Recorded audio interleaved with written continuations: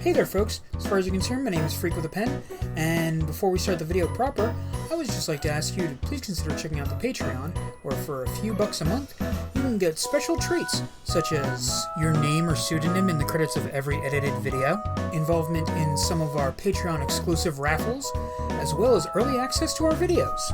And remember, the first week's free. Hey there folks. So recently YouTube added the option to add quizzes to videos, so I thought, why not? So, at the bottom of this video, you'll see a quiz. Just click on it, and the question and answers should pop up on the right. In the Grand Hall of Tangle Tower hangs a tapestry illustrating an interconnected family tree, including the names of several families. So today's quiz question is, who is the first member of this interconnected family that we meet in the series? Is it A, Richard Remington, B, Jerry Springs, C, Echo Everstone, or D, Flora Fellow?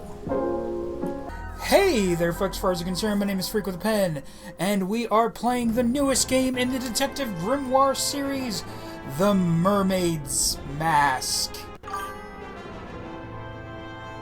That's fine, life happens. The Mermaid's Mask. No. You know what? No. No. Look, look, look.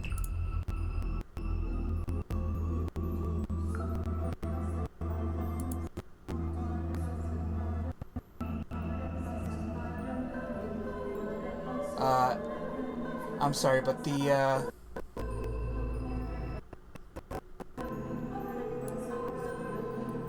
original title for this game was just better.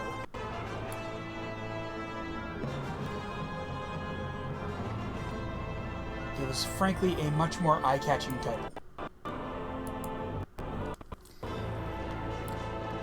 Now, is part of the reason I'm almost an hour late due to me making these, or setting up for this bit? Yeah. I commit to the bit. You have to commit me.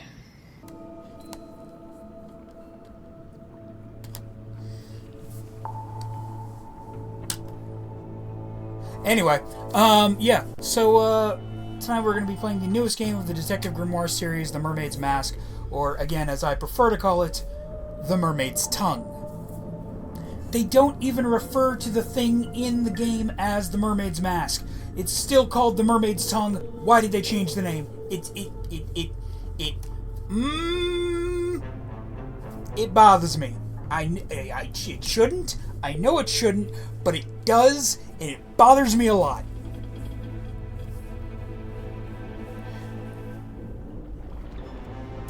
Anyway, let's get into the game. Ignore that. I don't know whose save file that is. Dishwasher, yes. Eavesdrop what the stars are saying. Earthly tether, slowly fraying, floating helpless from the worst of jealous hunger, selfish thirst. Take a moment, kneel and meet the flowers growing at your feet. Welcome, Matthias Silva. How's it going?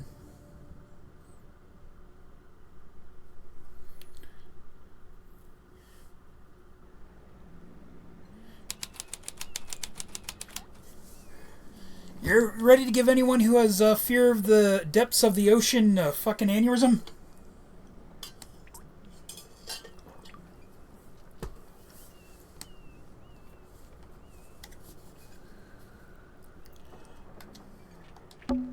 Fishing trips on board the Dearest Selena. I'm guessing that's the name of the ship. Inquire with Felicia Stonetop at the bar, or with Sylvia Seafoam at the harbor. Welcome, welcome folks, welcome. What the hell are you doing? So, in this game, we play as Detective Grimoire and his assistant Sally, as they are trying to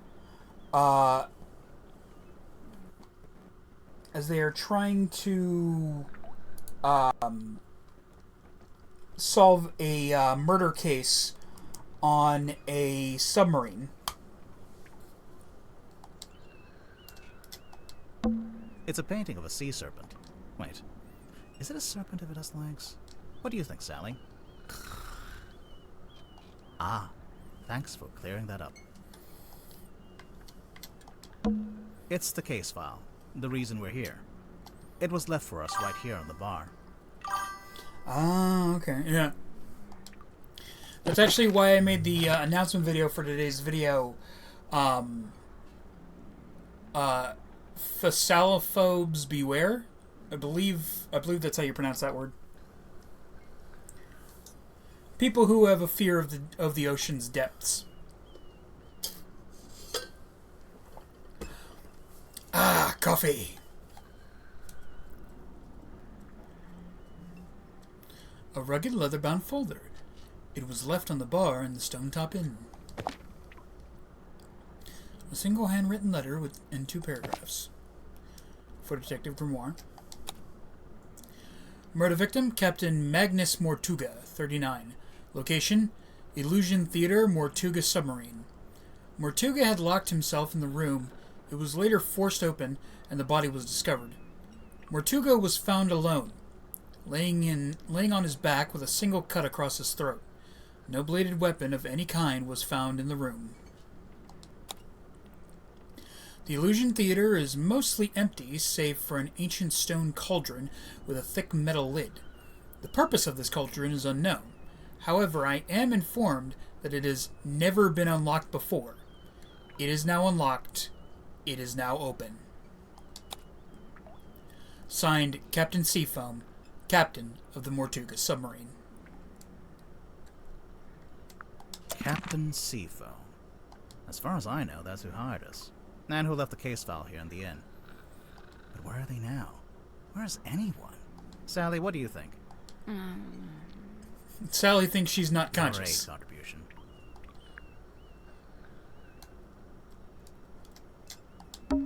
It's some book Sally's been reading. She insisted that we bring it with us, although I'm not sure why.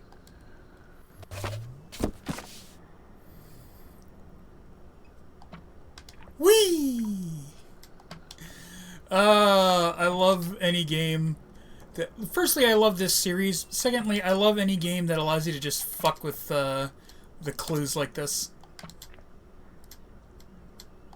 Whee! A paperback novel belonging to Sally. It looks to be a nautical fantasy adventure. There's a photograph of a well-dressed man on the inside cover. Christian Kale Publishing, J.D. Wireman. Hex of the Helmsman. Something terrible awaits you in the depths. Will you face it? He sees it in his dreams. He sees it when he closes his eyes. He cannot escape it. But what is it? Renowned helmsman Marcus Mordoom is a man with a singular purpose. He will not rest until he uncovers the truth of what's really hiding beneath the waves. Hailing from the small fishing Sorry, for some reason I want to say village and not town.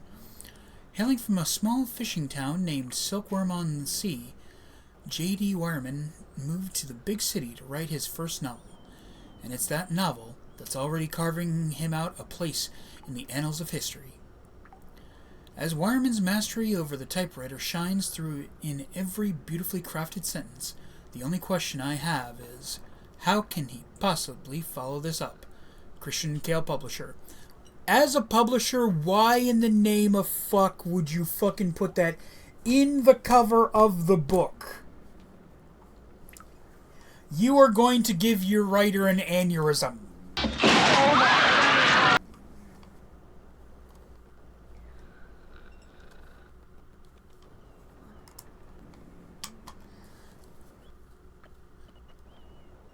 As someone who wants to be a writer someday, I hope to God my publisher doesn't say something that stupid.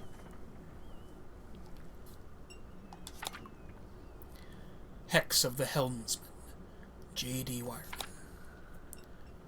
for T.W. Ibis for imparting upon me what it is to love the art of writing. Chapter 1, Lost at Sea.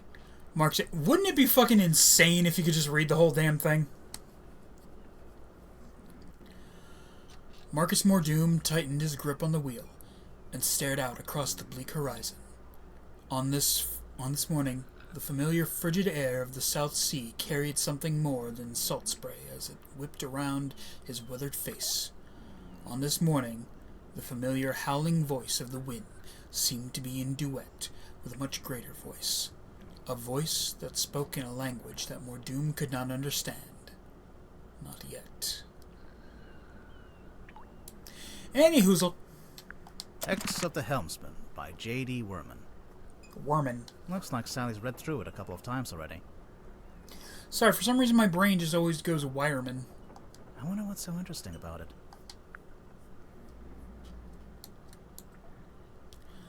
I don't think there's anything else we need to click on in here. Bar stools. The wood is rotting, so I've strategically chosen not to sit on them. Sally. It's Sally. She's fast asleep. Welcome, folks. Welcome. How y'all doing tonight? To be fair, it is 4 in the morning. I agreed to stay awake and see if anyone shows up. So far, nothing. Ah, coffee. I thought I heard something outside. Hello? Aliens! Sally, wake up. We have to go.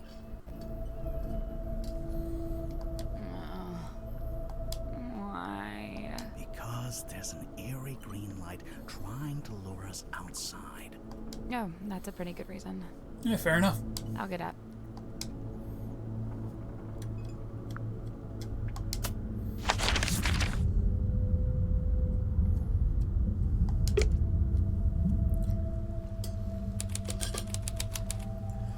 You know, I was kind of expecting, honestly, after I played Tangle Tower for the first time, I was kind of expecting that if there was going to be a sequel, that we would, our partner would be one of the girls that was introduced in Tangle Tower, considering that seems to be a weird kind of trope, or tradition, rather, that these games seem to have. Like in the very first Detective Grimoire game, like way back, on fucking Newgrounds, when it was just a Flash game, you can actually see the Flash game version of Detective Grimoire in my face gift tonight. We meet this little girl with red hair who gives us a clue, and she's sort of our helper in what was it? Detective Grimoire Secret of the Swamp, I believe it was called. I could be wrong. And then in Tangle Tower, our assistant is Sally, who we met during the case of Swampy.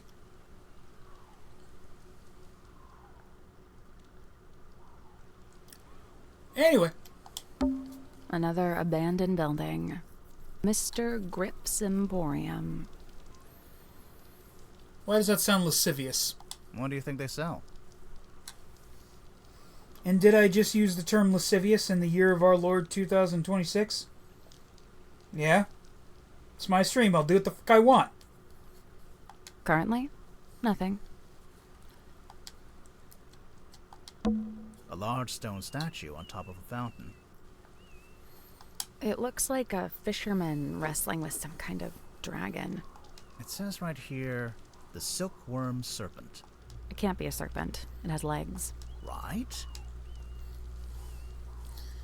Who says, huh?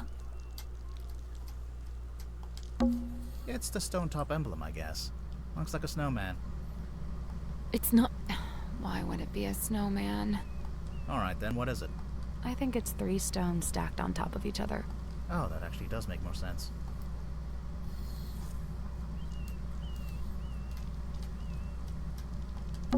It's a billboard for a theater. Baroness Fortuna presents Fortuna Hall. Performing tonight, Waylon Wolf. Oh, tonight? Yeah, we didn't come all this way to go to the theater. Also, the sign is several years old.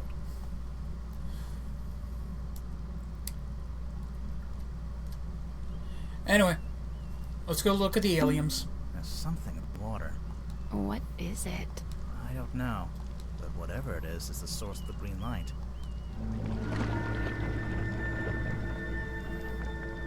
Aliens! Is that? A submarine. I think I can Oh. see someone standing on the deck. Fair enough. Maybe we should go take a look.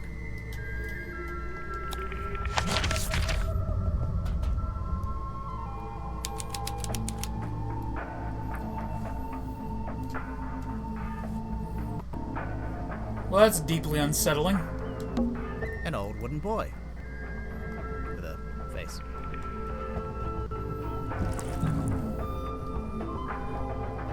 Whee! Whee! Oh, it actually looks pretty cute from this angle.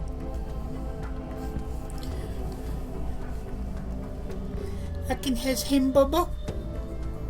Can I has peanut butter?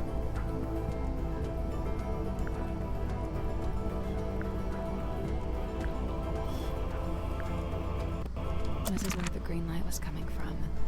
I noticed it started to fade as soon as we stepped onto the deck. So, it's a boy that doubles as a lighthouse? The opposite, really. A lighthouse warns you to stay away. But this thing lured us in.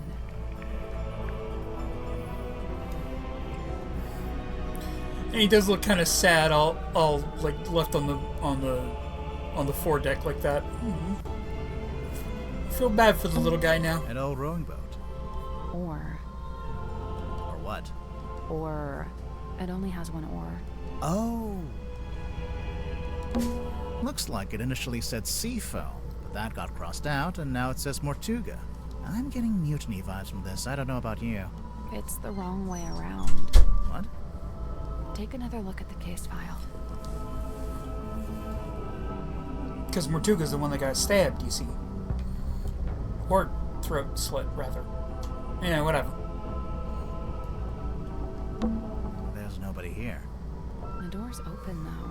Somebody must have opened it after the submarine surfaced. Does that constitute an invitation? Ready, Sally?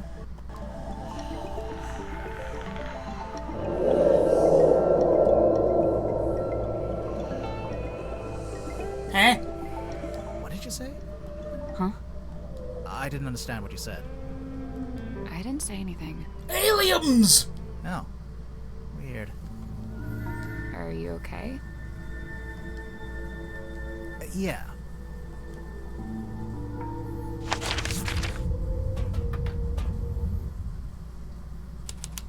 Did I just miss that part when I was playing my personal playthrough? I mean, I didn't do a personal playthrough. What? What's at the bottom of the ladder? I can't see. It's pitch black. Should we go back up? Wait, I think there's a lever. Ooh. Pretty. Oh, God.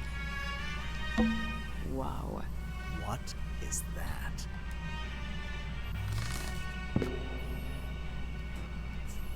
Well, that's deeply unsettling. A large painting of some unknown being. It's set in an ornate wooden frame. The brass plaque displays a single word, her, unusually. It has been set directly onto the painting.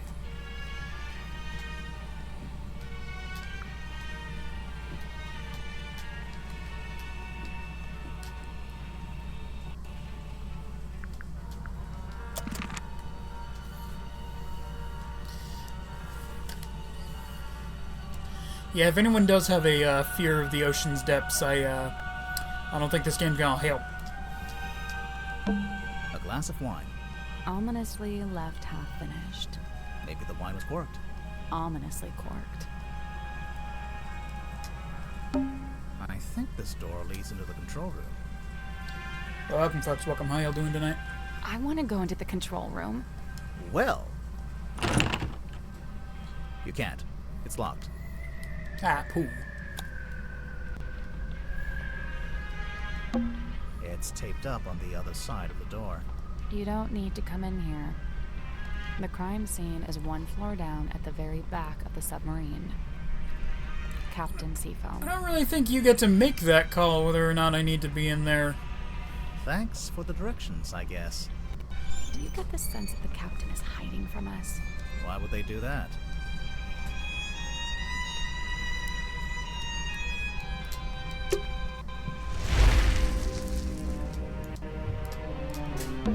What's in the frames? They're just ocean landscapes. I cleaned the couch. What? If we end up having to stay the night. Sally, we are not staying overnight on the murder submarine. But I brought my toothbrush. Well, unfortunately, you're also underwater, so... good chance you might be.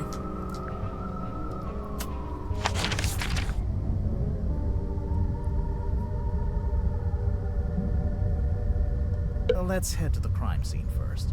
Alright, fine.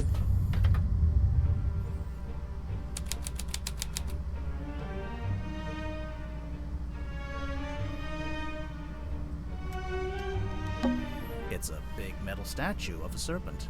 There is a cabinet built into it, but I think it's locked.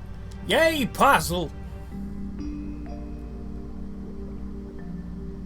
Alright. Oh, okay.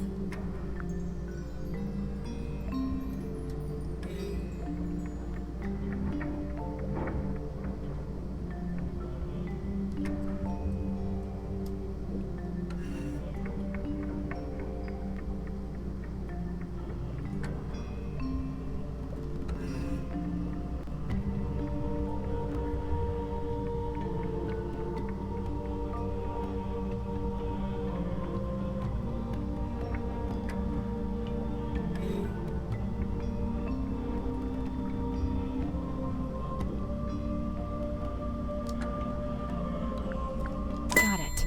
Yeah! Nice work. The little cabinet opened. Anything in there?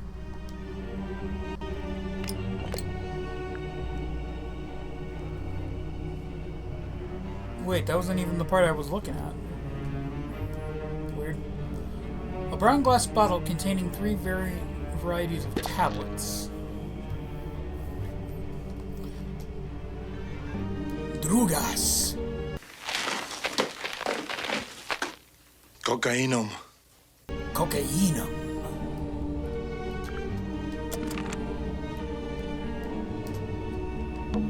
Playing cards. Looks like someone got dealt a bad hand. Oh, really? I have no idea. I just thought that would sound cool. A little pot with a red crayon and a blue crayon. You're not going to pick it up? No? $10 says this turns out to be an important clue. You're on.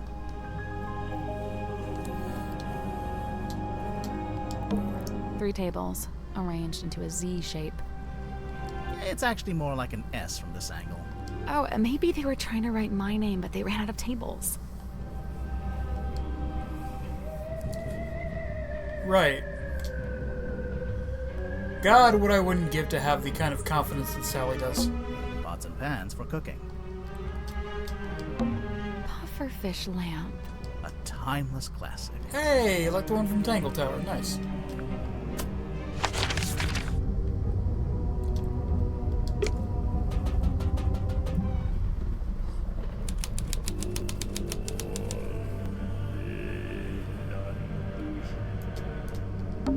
The stool's been knocked over. Doesn't it look familiar to you? Sally, it's a standard wooden stool. I don't... It looks exactly like the bar stools in the Stone Top Inn.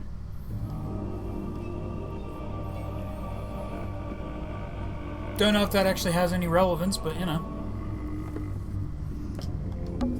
Someone's taped a drawing to the wall, although it's upside down for some reason. I think it's supposed to be a poster.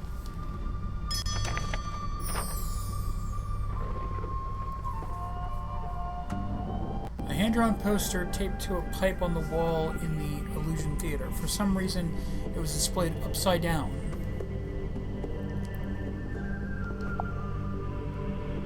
Title here, Illusion Theater.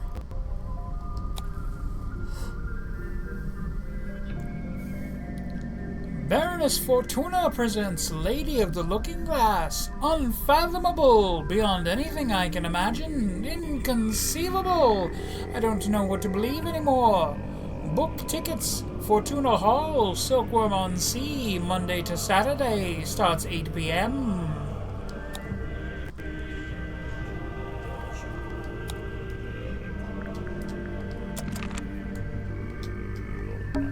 There's a little broken bottle on the floor. I'm guessing Mortuga dropped this when he died.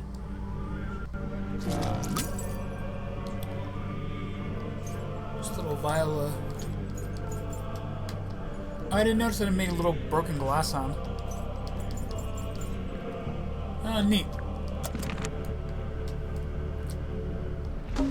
This is the cauldron? Not quite what I was expecting.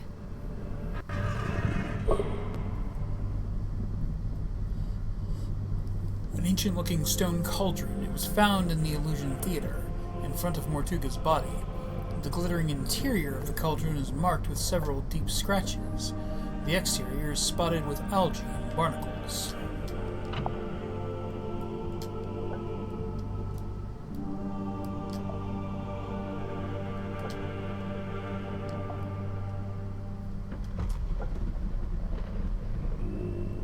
And now... it looks like a cat with a lazy eye. Yay! The case file said it had never been unlocked before.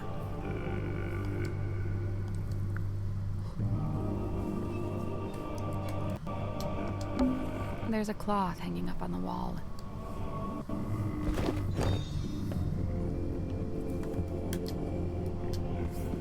Ragged square of thick sailcloth found hanging up on the wall of the Illusion Theater. The Stargazing Girl. Someone's hung up a banner with the words Illusion Theater painted on it. What's the illusion, I wonder? You know, I think this room's had some kind of rebranding. Rebranding from what? What was it before? Possibly nothing. A small room like this wouldn't normally have a name at all. It's a little window and looks out into the endless, dark void of the ocean. Why did you phrase it like that? I don't know. There's a wooden panel on the wall here. Can you see anything through that little hole?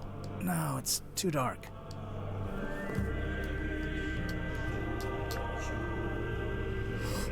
Oh, right, I never actually looked at the... So, this is where Magnus Mortuga died. It's just like the case file said. He landed on his back with the cauldron at his feet. Just imagine if the detective of your death was like, a lot of interesting clues in here. Captain, you didn't actually look at the body where the body was, and I don't want to. That's gross. He was killed by getting cut across the neck, right? Yeah, you can see that's where the blood came from. But there's no weapon, no knife or anything. Nothing.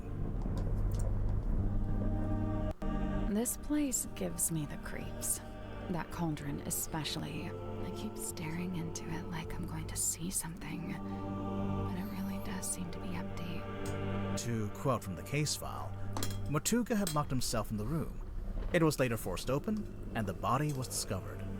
So Mortuga was alone in a locked room. A very small locked room. There really isn't anywhere for a murderer to hide. I'm not so sure. I think there is a hiding place.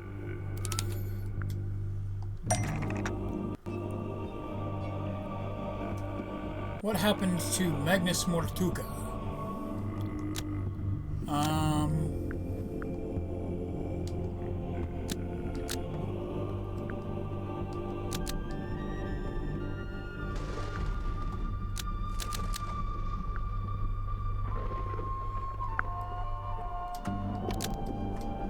See, this is one of the things I really like about this series. This little I guess you would call it a mini game or a mechanic where you can like compose a sentence to get the characters to realize something, or you could make them say insane shit like this. The Illusion Theater unlocked the wooden boy and was killed by what was inside. That's not right. You can make your characters sound like they're just having a stroke.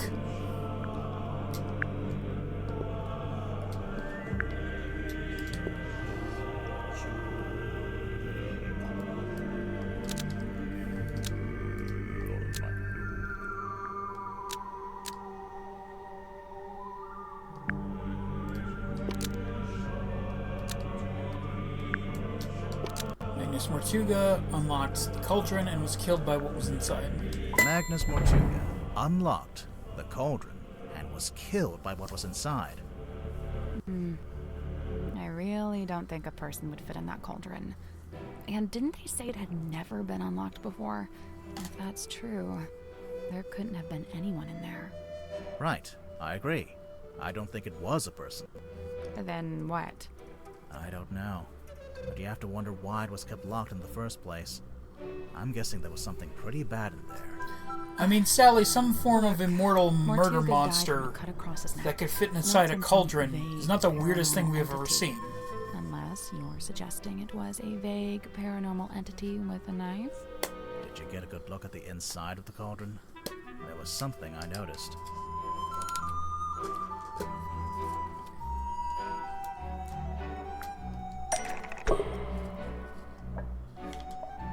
The screeches.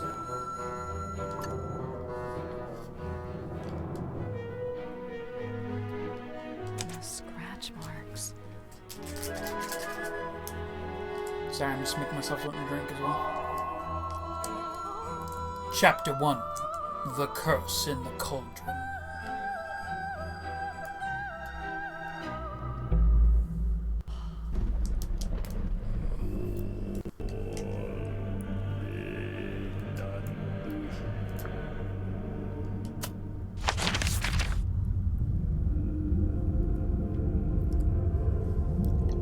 Time for the usual modus operandi. Around every room and just seeing who's there and what we can solve.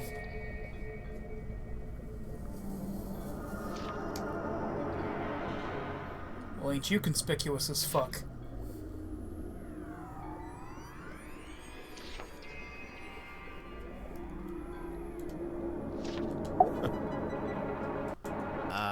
Hello, sir? Two strangers, emissaries from the world above. Yeah, hi. Right. I'm Detective Grimoire, and this is Sally. State your business, and speak only the truth. Hey, law-abiding Well, citizen, how's it we're going? here on the request of the captain. Impossible. The captain is dead. Good Unless seeing you you, bud. received a missive from beyond the veil. I should have foreseen this, but now that I'm faced with it, it seems inevitable. No, sorry, she meant the new captain. Captain I got Seafoam. updates on Marissa. Cynthia. Oh, She's nice. asked us to investigate the murder of Magnus Mortuga. We have to talk to all the suspects. Speaking of, can I ask your name? Zacharias Everything going Zephyr, good? the Dream Doctor. A dream doctor? I don't think I've met one of those before. That is correct. You have not. I alone hold the title. Because you made it up? That is correct. There has to be a quieter way for me to pour water into this cup.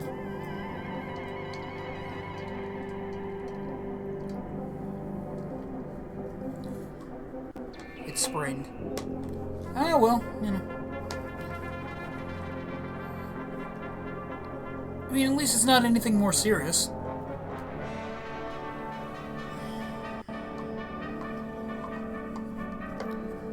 Sadly. I mean, you know, it should be good in a day or two, right?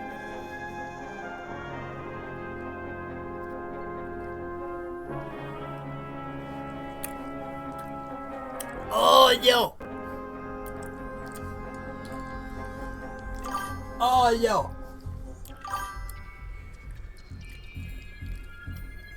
Oh, I just got like a whole clump of Hawaiian punch mix right on my tongue. Hey, hey. I'm coming, Elizabeth. Oh, this is a big one. You hear that, Elizabeth? I'm coming to join you, honey. Me and my whole family thought it was broke. It's a really bad one.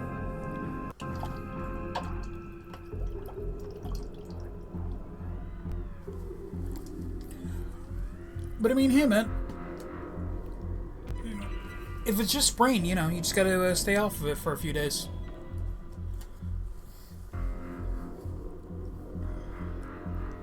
Or a week. I genuinely can't remember the last time I sprained something. Well, legitimately sprained something and wasn't just trying to get out of work. So, Dr. Zephyr, what does a dream It's a really doctor bad one. do Still exactly? works though. He That's good. studies the parapsychological Yeah. qualities of dreams. Parapsychological? Yeah, that's like psychics and telepathy and stuff, isn't it? How does that relate to dreams? Dreams are transmissions comprised of spirit energy from another dimension. Oh, sure. I mean, that's common. Ah, yes, of course. What kind of other dimension? Spirit energy originates in the spirit realm, of course. Like the afterlife? That is but one of many names. So, have you made any kind of discoveries or breakthroughs? Nothing I can meaningfully explain to you in your current state. What about all the stuff in here? What does it all do? Specialist instruments, most of them too complex or too subtle for you to comprehend. I don't know. It mostly looks Fuck like a bunch you of too, old dude. junk. It is an unrivaled collection of rare artifacts. All right. What's the rarest thing you've got? My rarest items are not for the viewing public. Okay, now I have to see what they are. The pull of the So what, unknown. dreams are from dead I people? realized I should have lied and showed you something of middling rarity I to throw mean- you off the scent. You know. Lesson learned, huh?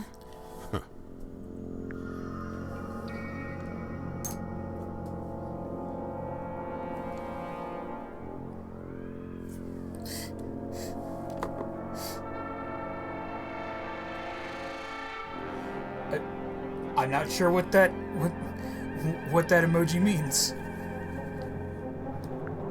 How come there's a room like this in the submarine anyway?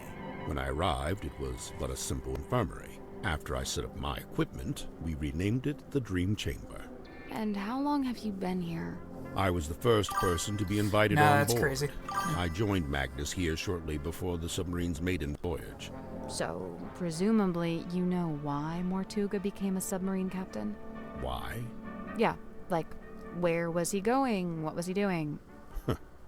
He simply told me he'd acquired a submarine and would be living in it for an undisclosed amount of time.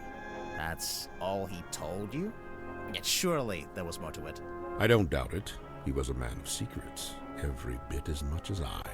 So when you started off, it was just the two of you. It's different because but you now it's, have what, 8 people? Because you have a font and I'm on an Apple. Ah, fair enough.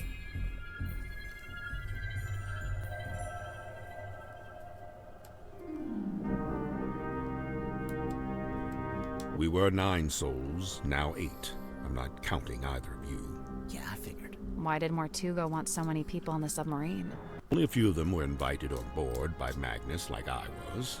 The others crossed paths with him merely by What the other games whims do you of got? fortune. I mean, I've got a pretty large library of games. I've been playing them since I was like 8. The last dream before waking. A single phase. Non-lucid. Focus is soft but heavy. All is dark. The endless void. A low voice speaking a forbidden language. Emerging from the beshroudal of the night black sea. A face. Larger than I had known a face could be. I wake. The room is bathed in green light. A green light? Like from the wooden boy? Not dissimilar, but 1,000 times more potent. I leave my chambers, heading for the airlock in which I have some business. I meet Cynthia in the parlor as she emerges from the control room. I notice she If is you have clutching Steam on the your ship's PC, play compass. Teardown. She also appears visibly upset. Like I'll me, look Cynthia's into it. on her way to the lowest deck. She departs and I follow behind. I only wait as problem Cynthia that converses might, with Madame Tadpole at the base of the second ladder. have Madame is, Tadpole ascends the ladder. She is you know, moving my with computer haste being and able to run it. purpose. She requests that I go immediately to the storeroom at the end of the corridor. Did you go? As soon as I'd concluded my business. Which was? Nothing of great import, merely something I needed to collect from the airlock. So Right. you went to the airlock, and then you went to the storeroom?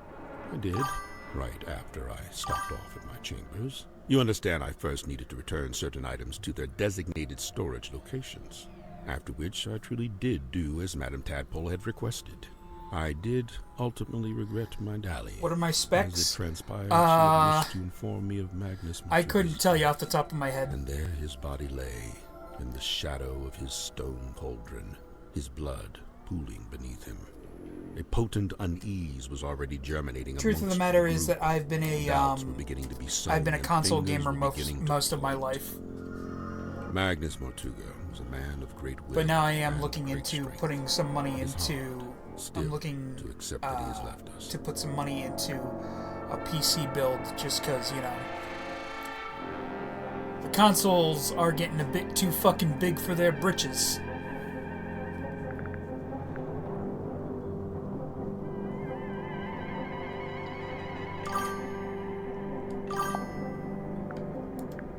So, Dr. Zephyr, I'm guessing you don't It's good. It's a small have game, an but it's a huge game at the same time.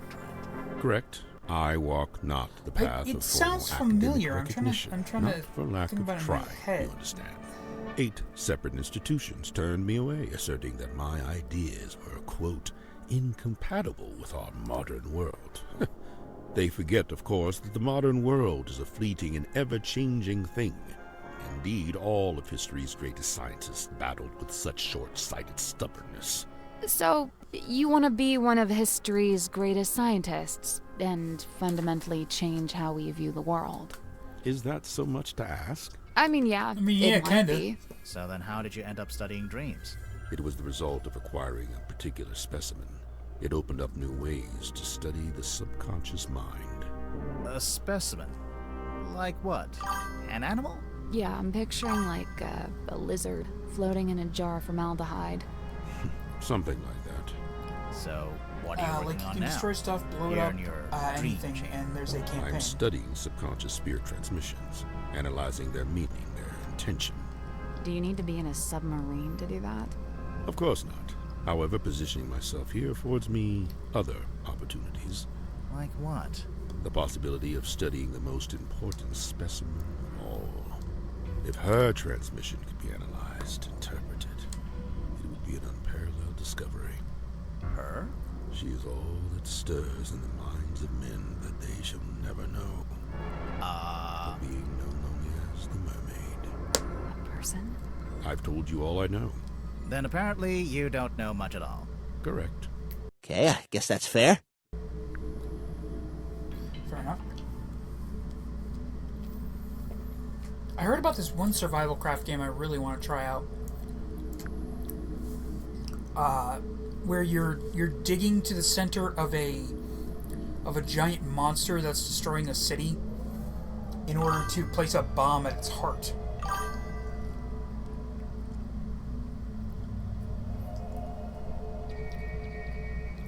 Like if you search "teardown plane crash," it'll show you what it's all about.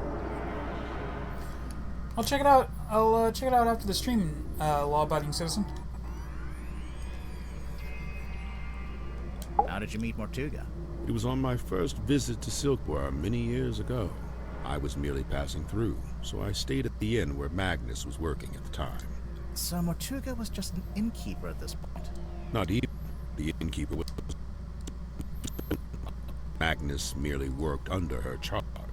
Two of them split their time between running the inn and in a small sailing ship. Sounds like quite a nice life.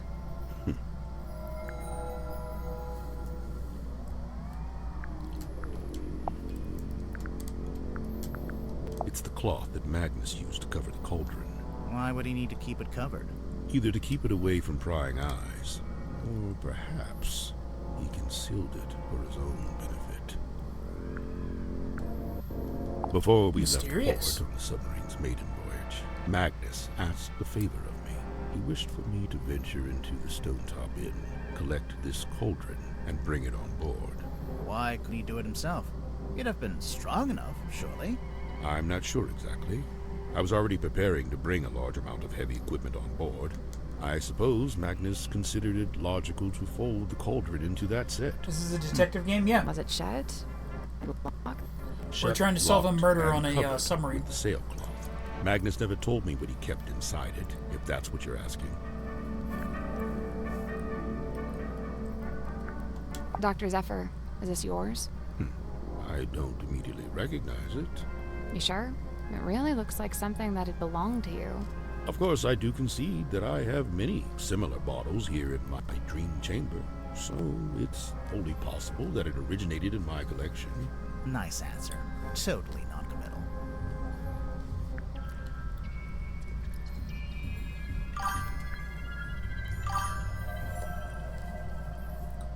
Me personally, I love police games and stuff around that. Nice. As good as they were, it was not Miss You ever played the Moss's True Crime politics series? that interested me. Rather, I was interested in the base mindset they were a symptom of. In particular, her ruminations upon the great unknowns of life and death. What in God's holy name are you blathering about? There are clues to it, right here. Look at the choice of words. Unfathomable. Inconceivable. And on the reverse, you need only look at the chosen subject matter for her newest work. It's a Grim Reaper.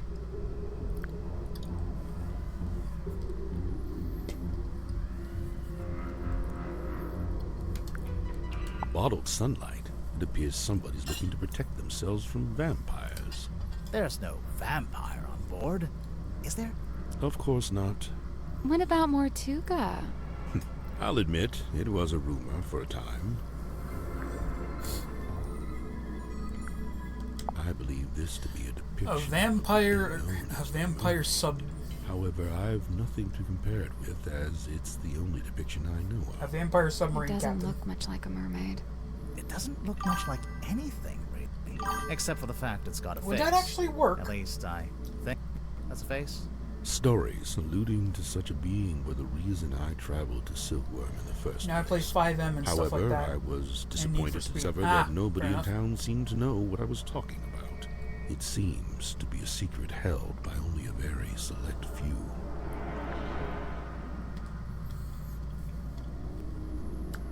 How long has this been chained to the foredeck? Do you know? Since the conception of the submarine, as far as I know. The conception of its current incarnation, I should say. The wider history of the vessel reaches back a good deal further, of course. A bit of light reading, It's a book about a hex. So I see, a charming pulp adventure by the looks of it. How long have I been streaming? Due to some technical issues earlier, I actually had to start the stream pretty late. So I've only been streaming for about an hour now. Like a little under an hour. It seems our collective fate hangs on the outcome of your investigation. I guess. This is a good thing. It is high time for a shifting of the tides. What do you mean? There are too many souls aboard this ship, many of them seeking things they shall not find. Bro, you do realize that saying that during a murder investigation makes you look kind of sketch, right?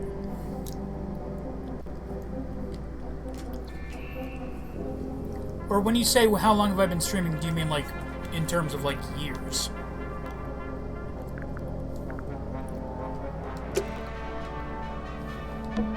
These books are kept behind glass. I guess they're extra rare. Or extra dangerous.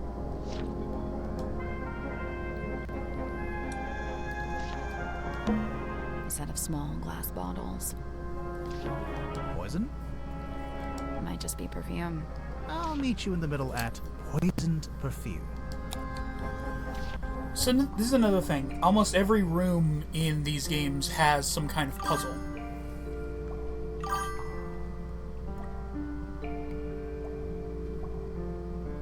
I meant because I just joined. Fair enough, fair enough. Yeah, about an hour tonight. Crimson hue upon the label.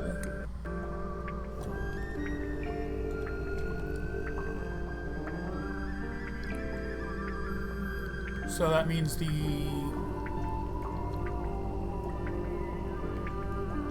moon could be on either of these.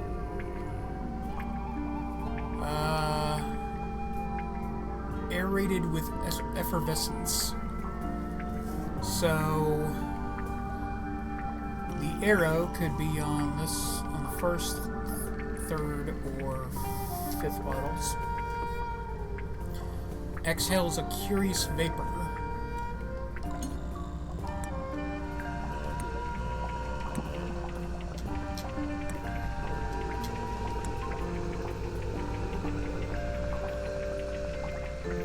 So the crow could be on this or this.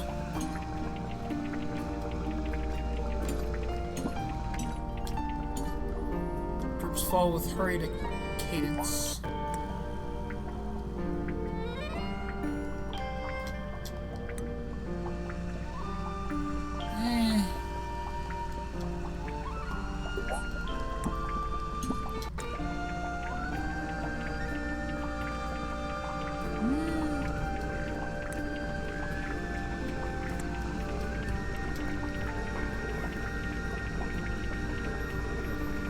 Could be either of these.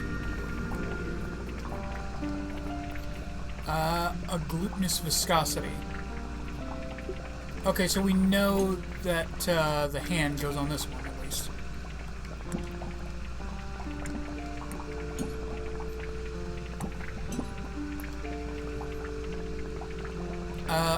Conspicuous X upon the lip.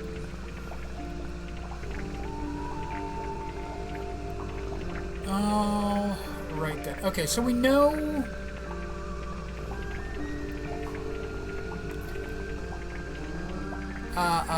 what was it? Crimson hue upon the lip. So we know it can't be this one.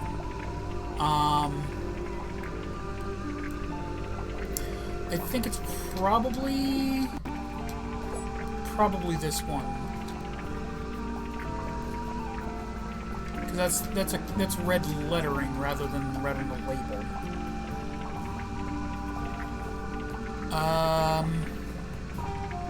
Exhales a curious vapor.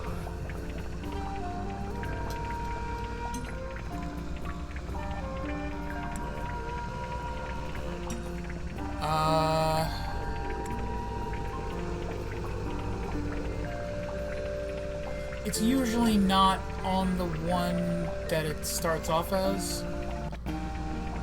At least that's going to be my explanation, and I hope I'm right.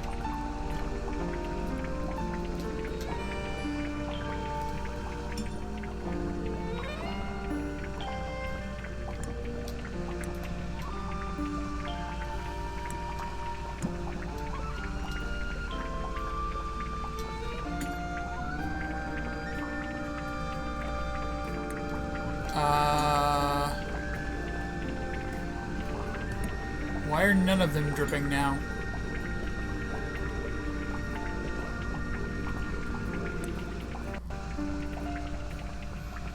Did the game fuck up? Did I fuck up? Somebody fucked up.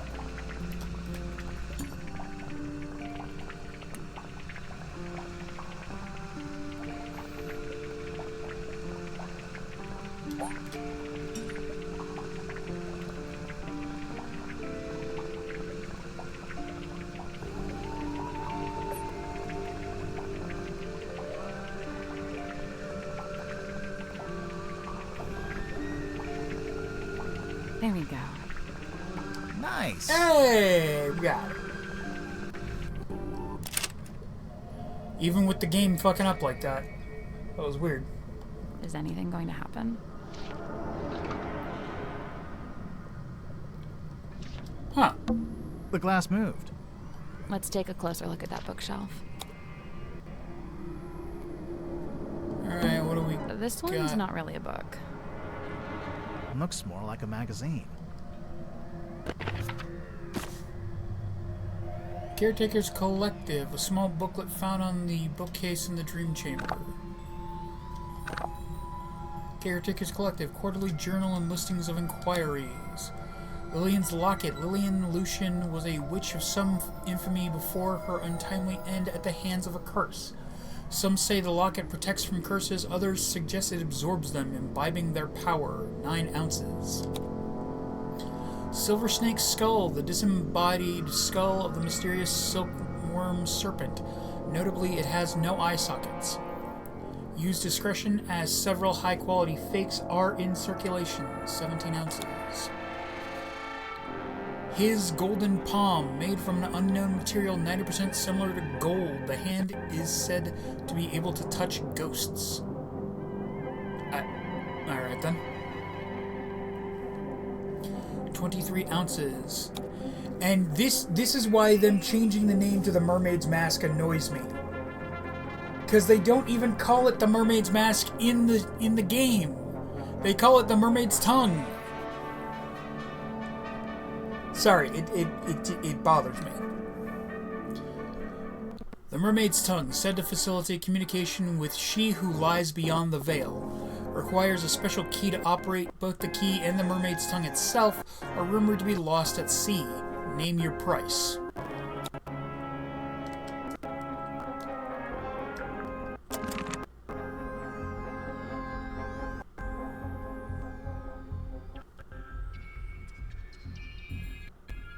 Is that? I think I can see a face there. That's probably just pareidolia. Who? The human habit of seeing faces where there aren't... Okay, no, I just saw it too. That... I'm pretty sure that's the Mermaid's Tongue.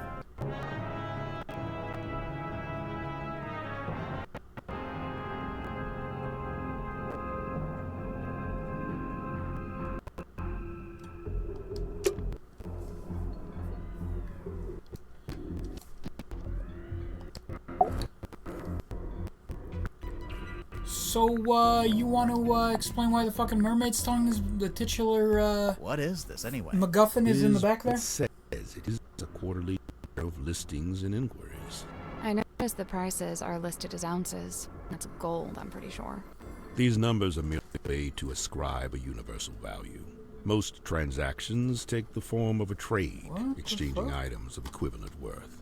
Oh wait, so are these things that people have and they want to sell? Or is it stuff people want to buy? Both. What about that last one? The Mermaid's Tongue. Likely the most contentious item ever to be listed in the journal. Desperately coveted by those who believe. something happen with and the audio? disdained by those who don't. Those who believe what? That such a thing could even exist. So, are we just not gonna talk about it?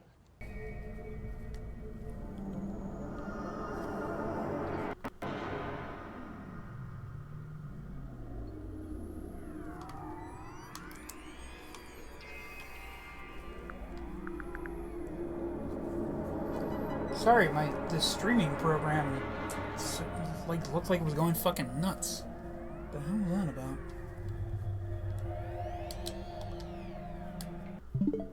Whoop. Wrong button.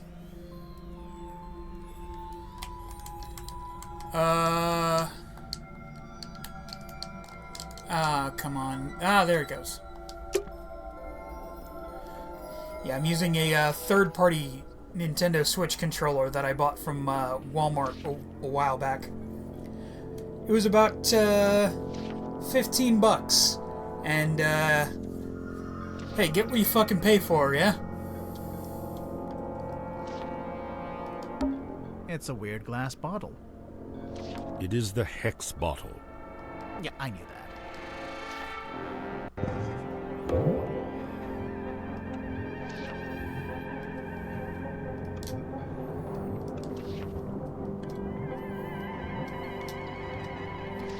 A glass bottle with a strange object floating inside it and found in the dream chamber.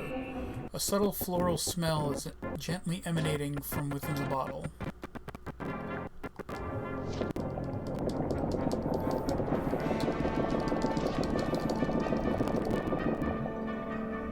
Just gonna try and piss off whatever's inside there.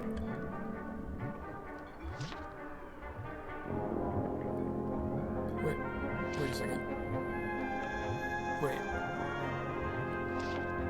Wait, hold on a second. That's the painting from Tangle Tower. The one that, spoilers, Penelope uses as inspiration to make her Detective Hawkshaw disguise.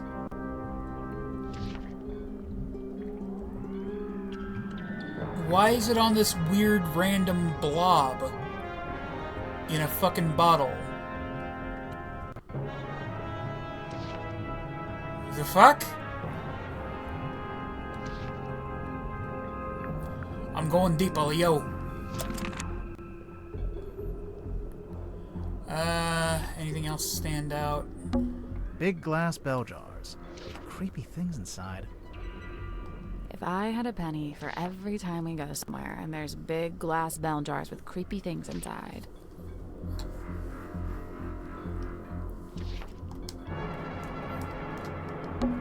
I'll just take a look in this cabinet. Watch out for spiders. Yeah, I don't think there are any spiders. We're on a submarine, remember? I do seem to need constant reminding.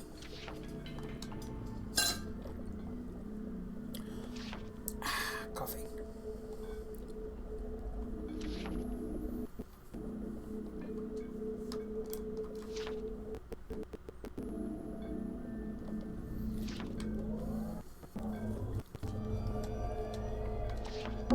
Tired?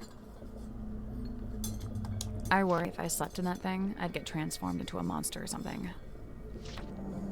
I worry that sleeping at a 45-degree angle would be bad for my back. You are old.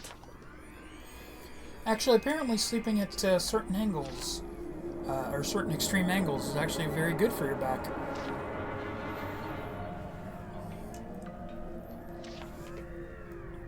Of course, then again, the people who are saying that are usually selling some kind of weird-ass fucking hammock.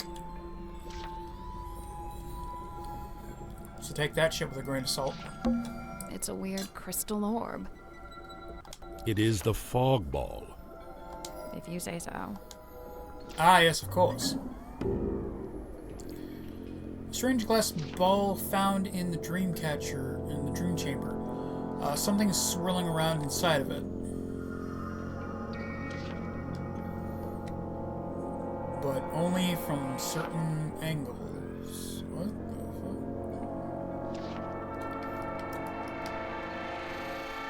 It also appears to be battery operated.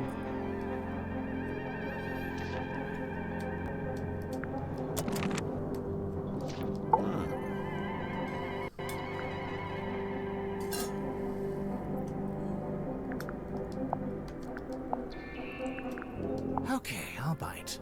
What's a hex bottle? It is a glass container with a hex inside. A hex like a magic spell? I've been forthcoming thus far. Unusually so for a man of my nature. However, certain things I shall be keeping to myself, especially if it has no bearing on your investigation. What if we can prove it's got something to do with the murder, or the crime scene? Ah, well then you'd have forced my hand, wouldn't you?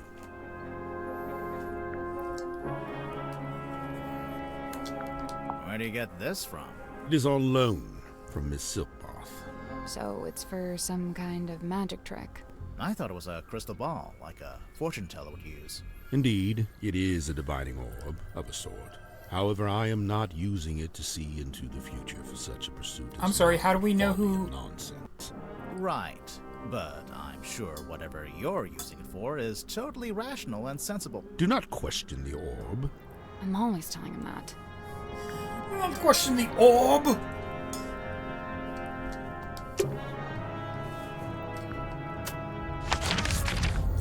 Right, anyway.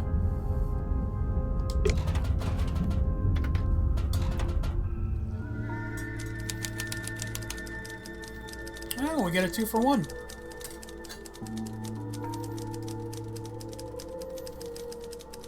Is that an action figure?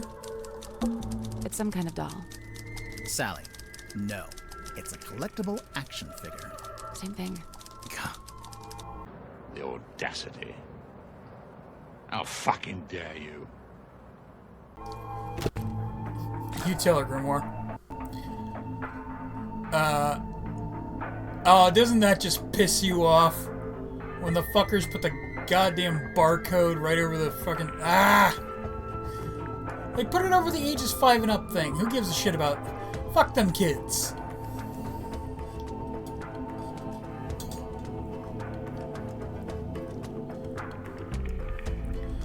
An action figure still in its original packaging. It was proudly displayed in the bunk room.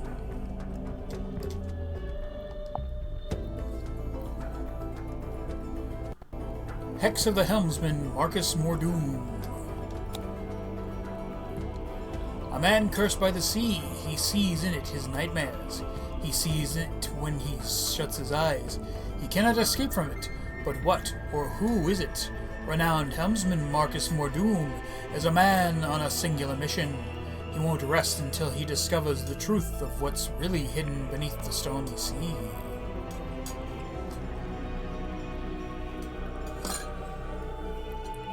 The Hex of the Helmsman seems like it would be more of like a... You know, like a psychological thriller kind of thing. It's kind of weird to have an action figure set, you know, based on something like that, but, you know, whatever. I've got several action figures from Puppet Master, so shows what the fuck I know.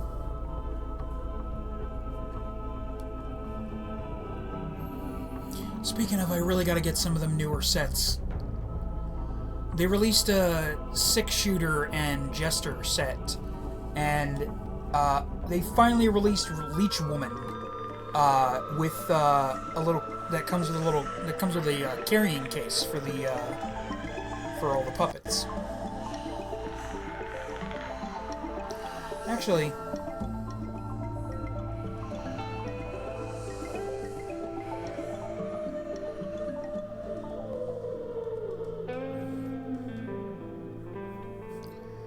see, now I want to see if they've released anything new.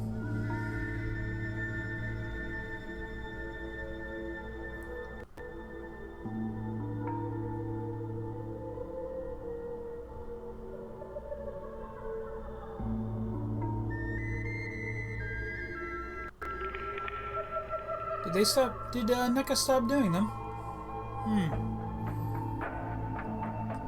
That sucks.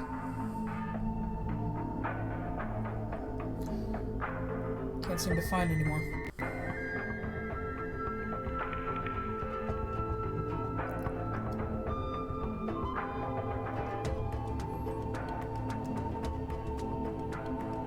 Seed people.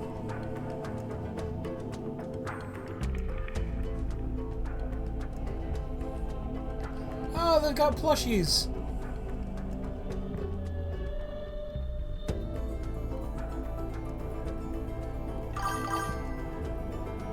I'm sorry, how many Evil Bong movies are there?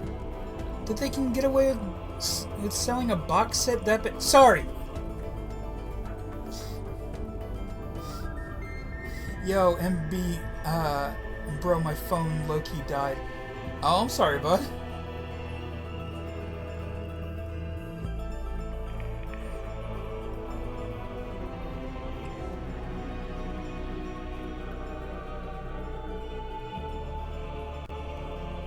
You good?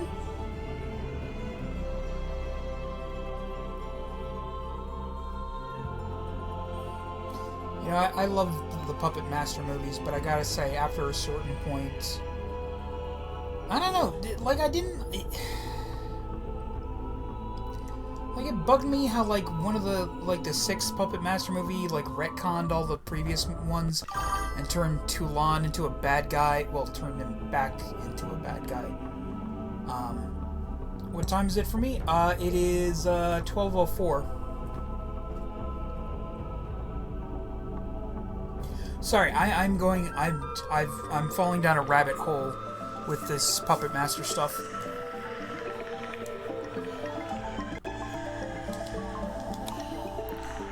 Series 1. Belicia Bonetop, the enigmatic sea captain, includes ship compass and treasure map. Marcus Mordoom, the tormented helmsman, includes anchor sword and ship's wheel shield. Like he's saying, fair enough.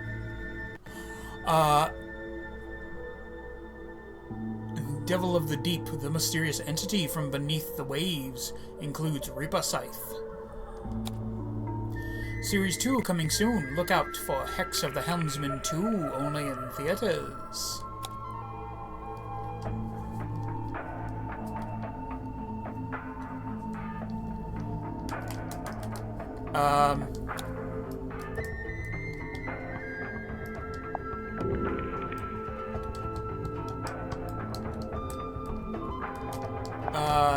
Game, where's the cursor?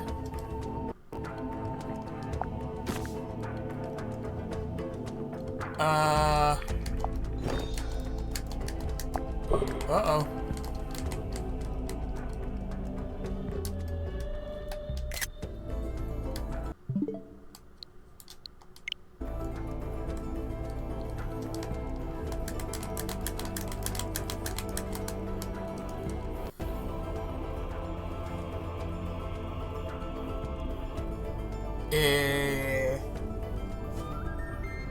Where is my...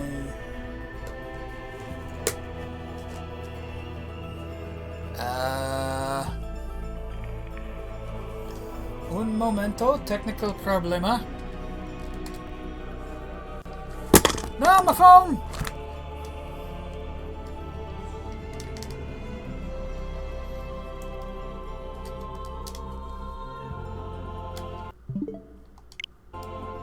There it goes.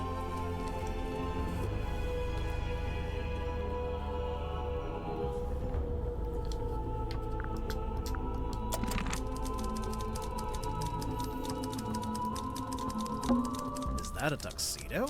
You never know when you might have to go to a fancy party. What's this in the front pocket? It's a cell phone. It's locked. What do you mean it's locked? How can a phone be locked? Grimar, what do you mean, how do you... What?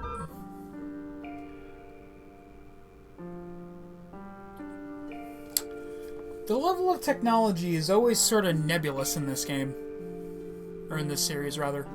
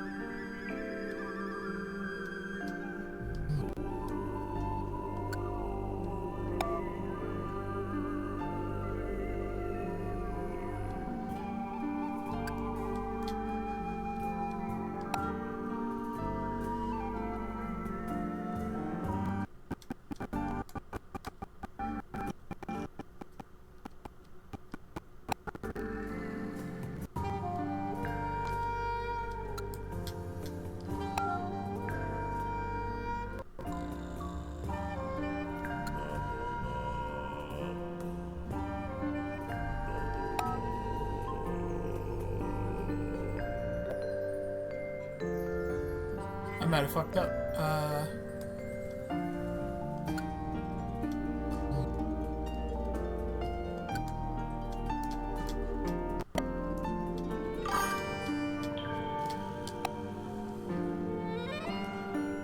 I'm back. Had to help my mom get ready for bed. Hey, no problem, Happy.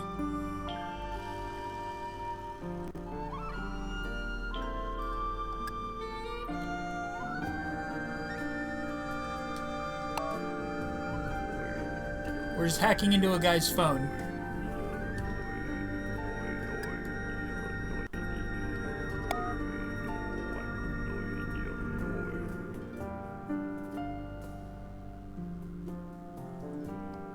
No, wait, maybe...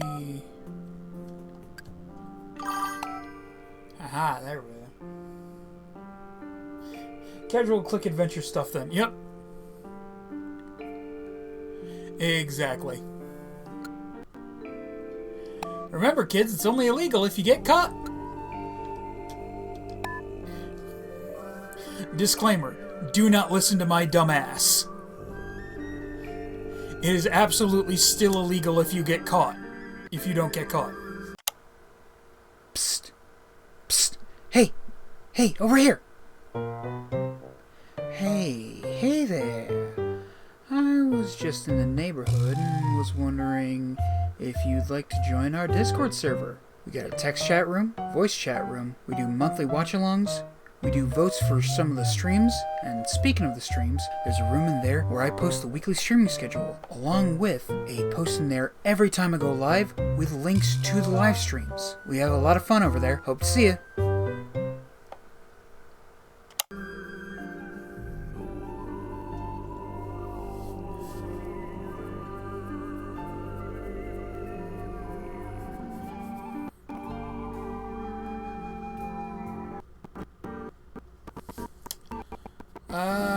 No, maybe it's, maybe this,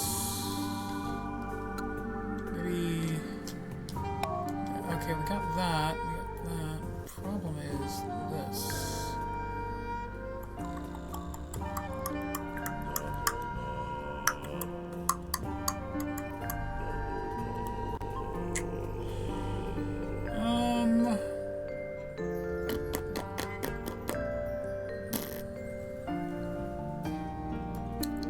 Oh, wait.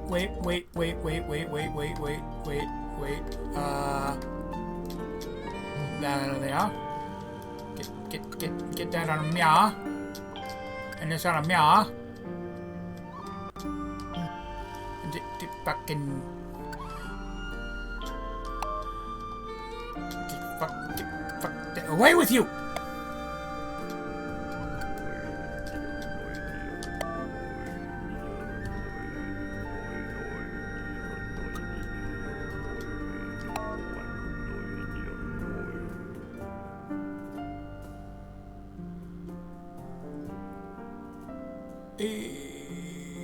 No. Yes?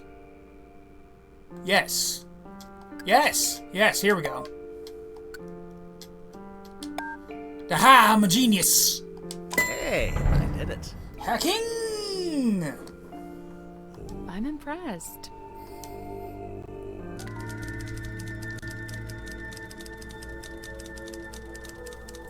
So, just like with fucking Ravenclaw, hey, don't lock your shit up with a fucking riddle or a puzzle, okay?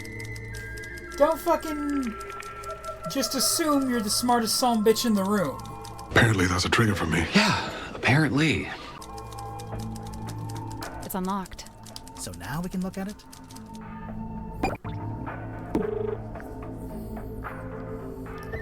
The cell phone with the... Ow, my cursor's gone again!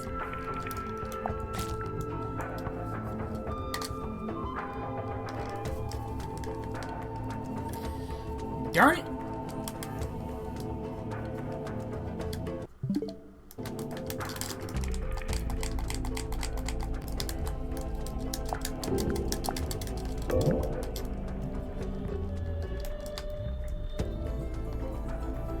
Game, why must you...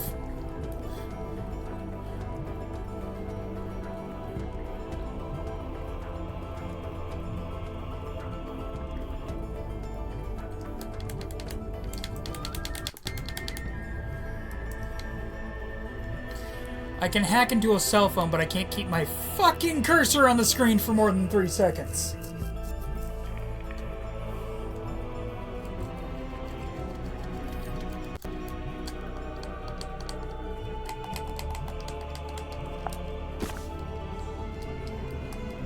Like, I don't get why this keeps happening with this controller. Because it's usually a perfectly fine controller. It just... the cursor keeps disappearing in this game.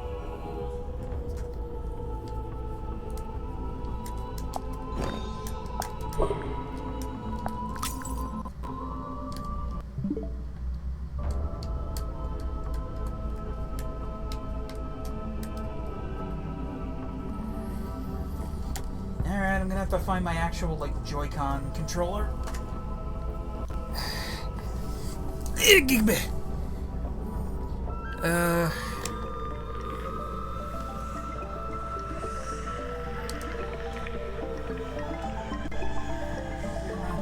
Somewhere. Fuck it. Hold on.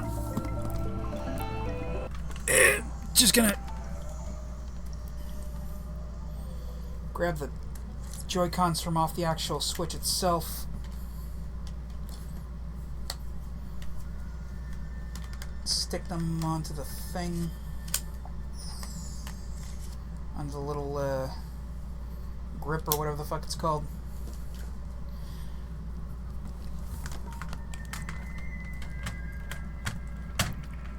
Fucking go on the dock, you son bitch.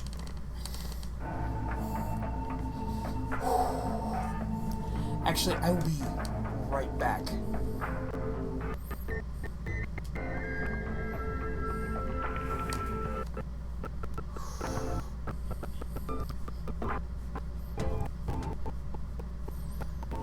Where is the friggin... There it is. Oh dear. Okay, there it goes. Sorry, defaulted to the motion controls.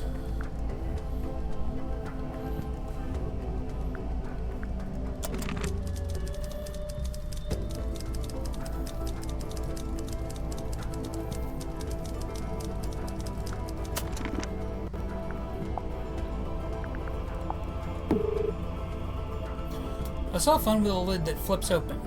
It was found in the pocket of a tuxedo in the bunk. I legit used to have a phone like this. That, like, opened up almost like a book rather than a,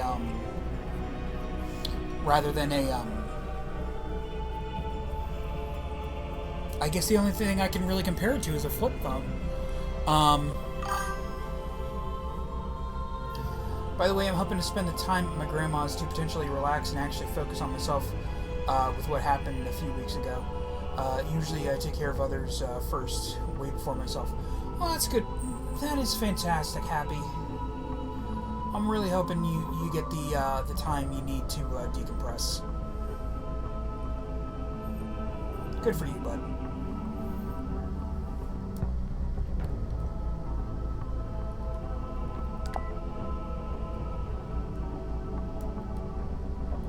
Turns on, but there's no signal, and the battery could do with charging. Welcome, Dirk.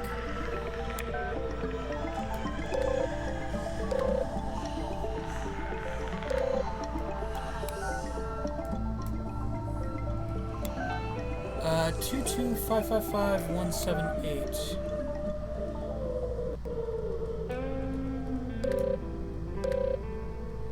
No. 555-178. That is not in any of his, interesting. That's not in any of his, contacts. To Dirk at Dirk007 at DirkNet. From Big Reel Studios. The offer still on the table, 500,000 with no multi-picture deal. Sci-fi, lasers, explosions, it's gonna be big. Call me, Steve. From Jimmy B. Hi, Dirk. My name is Jimmy. I'm a big fan. I have lots of ideas for your movies you could do, and you can use them for free. But please put me in the credits, okay? Thanks. Okay, please write back. Aww. Oh, that's adorable. From Julie, hey Dansome, where did you run off to? They said you went on a work trip? What the fuck? Thanks for inviting me. From Marsha Mims, Steve admitted he'd emailed you again. This is a reminder that you are not free to take his offer. All in good time. Oh, is that, yeah. The thing from Real Big Studios.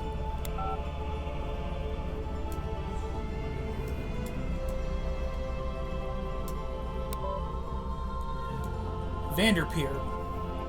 Wait, Vanderpeer? From Boggy's Revenge, or whatever the fuck that one was called?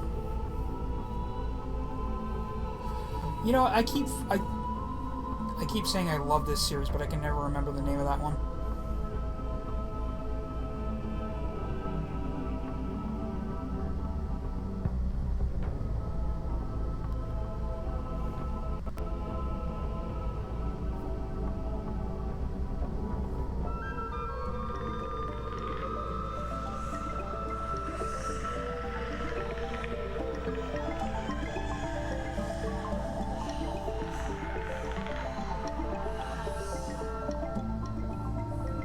Detective Grimoire's Secret of the Swamp. That's what it's called. Fuck.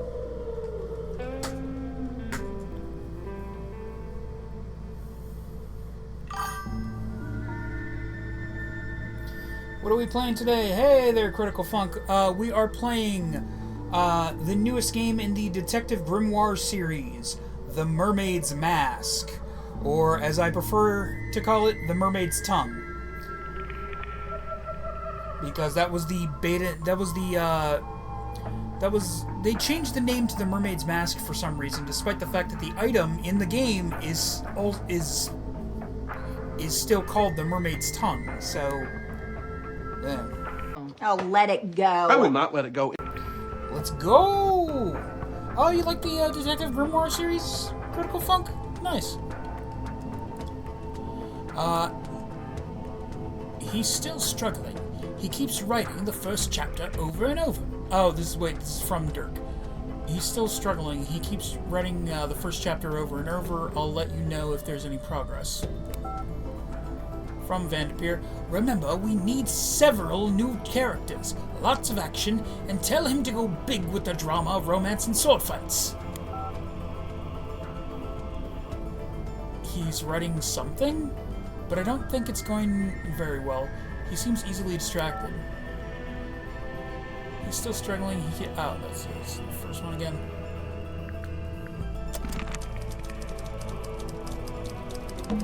There's a sink here with its own little mirror. Looks like someone's been using it to shave. It's a punching bag. Looks like it's been recently punched. What? It's a cheap light bulb. No shade. Hey, what's up? How's it going? It's going good, I think. Awesome. Yeah. I'm Dirk, by the way. Who are you guys? I'm Grimoire, and this is Sally. Oh, cool. Cool. So you're the detectives? Yeah. We're here to investigate the murder of Magnus Mortuga. Oh, yeah. It's a major bummer, honestly. He was a pretty stand-up guy. A major bummer. I mean, you know, sure, kind of an oddball, but like in a good way, you know? I mean, he was Dirk, you didn't tell us your surname.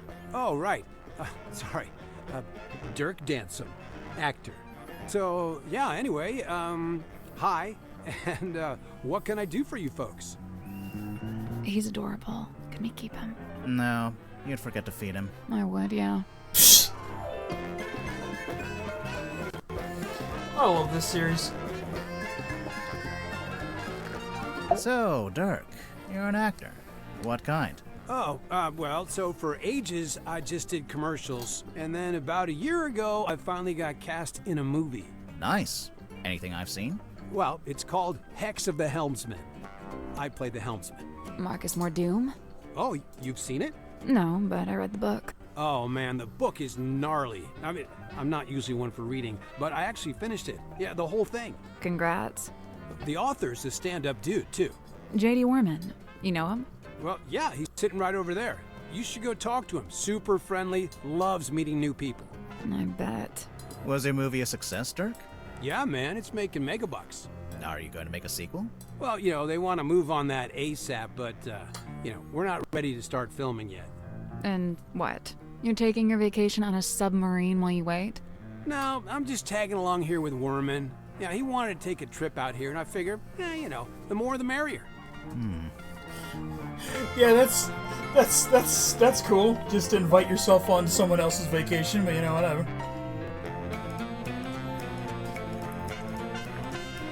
What do you make of the Mortuga submarine? Man, this place is wild. It's like something out of a weird old book. Nobody back home is gonna believe any of it. How do you like living here? Honestly, mixed bag. You know, so I love meeting all the weirdos that ended up down here. You know, all kinds of people I'd normally never rub shoulders with, you know. But man, is it dark. I mean, there's no sun, no day, no night. You barely even feel the time passing. Listen, if you're not careful, it'll get you. No, for real. You seem to be holding out. Ha, well, thanks. You know, so far so good. How long has it been? Worman and I arrived a couple of weeks ago. We're the most recent arrivals, aside from Mariana. It's lucky they still had this room free. You ended up with pretty nice living quarters. Yes, dang, AI viewer I never thing. really thought about it. Dirk, you're basically just a passenger, am I right? You don't have a job here on the submarine? Well, you know, I set myself personal goals. Like what? Like, well, I was trying to find out everyone's birthday. I got Cynthia's, Grip's, Tadpole's. Oh man, that one took some doing. Yeah, she does not like to share personal info, let me tell you. Mortuga, though, brick wall. He would not give me the goods. I got woken up when the submarine did a weird kind of movement, like a sudden tilt. It woke Worman up too. So yeah, we were both sitting there, awake, not sure what's going on. At some point, I got curious what time it was, so I looked at my watch. But you know, as I was looking at it, it freaked out. Oh, the hands moving all over, and like they were trying to point in all directions at once, if that makes any sense. Anyway, I didn't have any more time to think about it since then we heard the scream. Yeah, Worman and I left our room, went through the mess hall and towards the storeroom at the end. It was unlocked. Sim was standing in the doorway.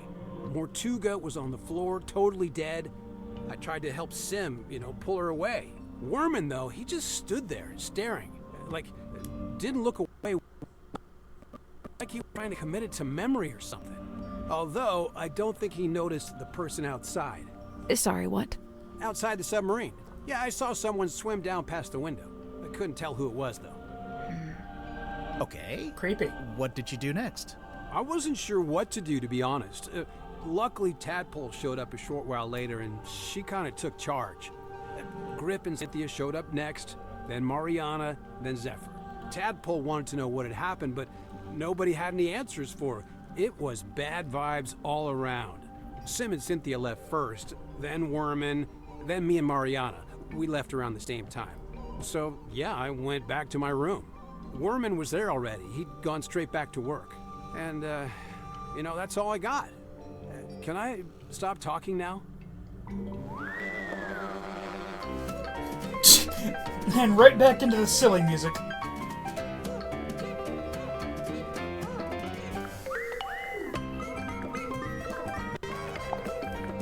Dirk Dansom, 6'2", blonde, athletic, passionate, adaptable, amenable. Okay, you're hired. Please stop. And how long have you been an actor? Oh man, I've been trying to break into it for like forever, but I was getting nowhere until Mr. Vanderpeer said he wanted to hire an unknown for his new project. Wanted to hire an unknown? It's kind of a fantasy horror adventure. I play mysterious anti-hero Marcus Mordoon. He's pretty much the main guy. So you went from getting no work to getting the lead in a big movie. Crazy, right? So you're rich and famous now? Well, I mean, yeah, right? Yeah, I mean, right. Hello? Sure. Hello. Hey, what's up?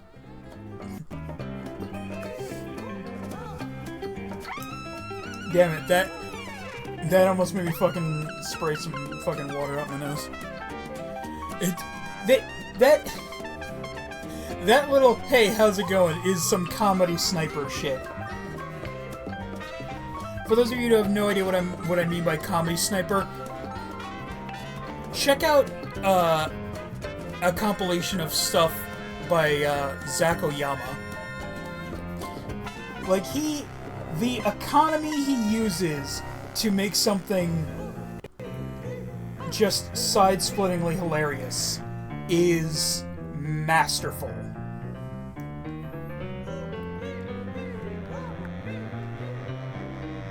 Dr. Z? Oh man, I love this guy. Hey, did he show you his curiosity collection? I don't think so. Dude has some seriously rad stuff in there. Plus, like, it's all real, you know? Worth a lot of money, you think? Oh, totally. The guy's sitting on a gold mine. There was this one thing. It was behind glass, like this spooky mask kind of thing. I wish I could remember what it was called. Anyway, Dr. Z said it was priceless. So, obviously, I asked what that meant, and get this. It means it's worth a lot of money. Welcome, Bert S'mores 83. How's it going? Listen, I heard the dude died because of a curse. Is that true? No, there's no evidence of a curse. Oh, still. Did you get to know Mortuga before You you died? seem bummed out about I that. tried. Dude was not much for conversation.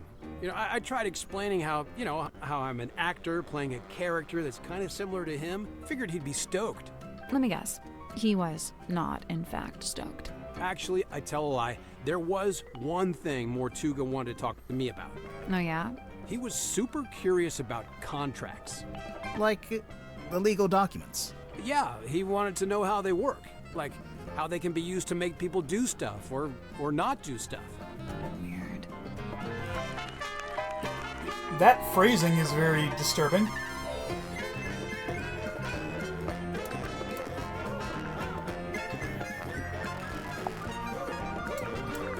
This is yours, Dirk?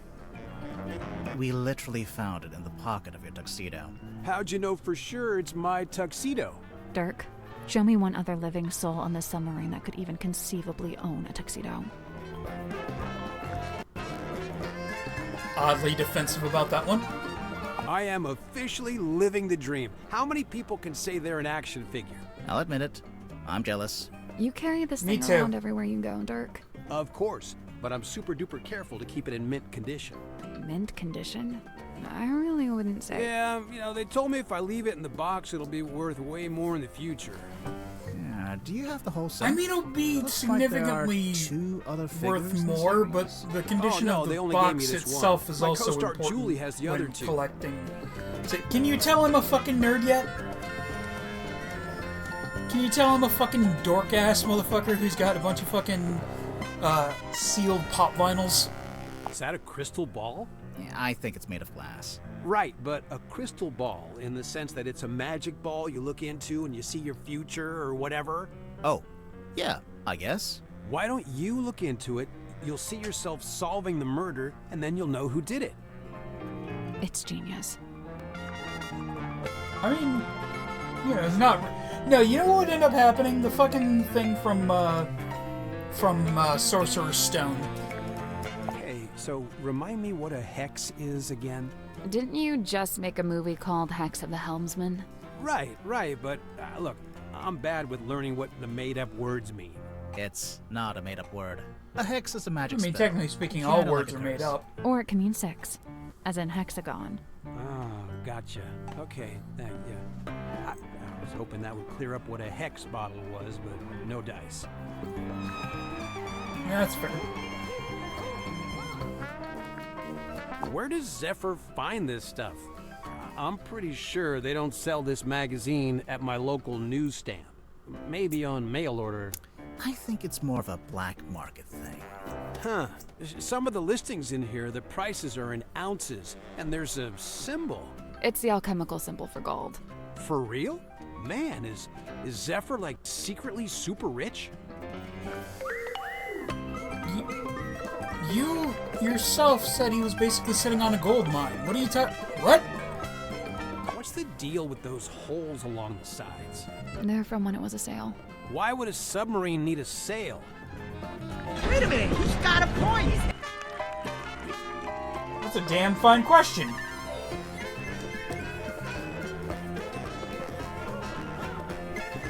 Why would a submarine need a sail? I swear to God. Dirk will say something really stupid, and then he'll say something else, and I'm just like, wait a goddamn second. Son of a bitch is right! Man, Mortuga really was an odd duck, wasn't he? I mean, who owns something like this? What's it even for? It used to be locked, so I think he kept something inside it. Oh, what? And it got stolen? The thing? Whatever it was? Maybe, yeah. Whoa, I wonder where it is now. Hard to say, since we don't know what we're looking for. But somewhere on the submarine, I guess. Not necessarily. Someone could have thrown it into the ocean.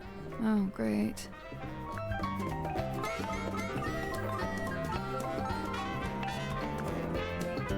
Someone dropped their perfume? Bummer, that stuff can get expensive.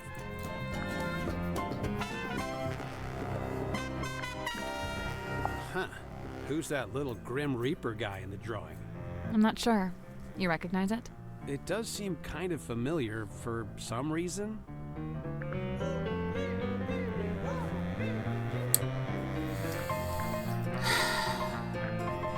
I wonder why.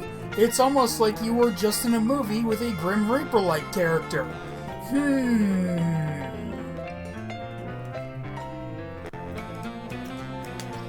I'm starting to suspect that Dirk might not be the shiniest pickle in the jar.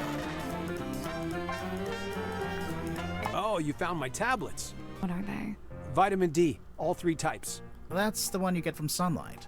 Yeah, I gotta take it while I'm down here, since I'm not getting natural light, you know? How come you left them in the mess hall? I figured the others might benefit from them. Not sure I had any takers, though. Aww.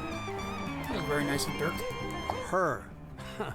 Deliberately vague title. Love it. Fair. I've seen this chained up on the foredeck. It's kind of intimidating, huh? It's a boy. For real? Huh. It has long hair, so I always figured it was a girl. Oh, Dirk, you golden retriever of a human being. Whoa, this is a first dish. Yeah, whose is this? It's mine. You gonna get Wormo to sign it? No, I hadn't planned on it. He'd do it if you asked. I bet he'd even do a little doodle on the inside cover. Okay, maybe I do want that. I assume you've read it, Dirk? Of course, dude. First thing I did when I landed the part in the movie. What did you think? Loved it. I'd never thought about the sea so much in my whole life. It's almost like the ocean in the book. It represents something bigger, you know?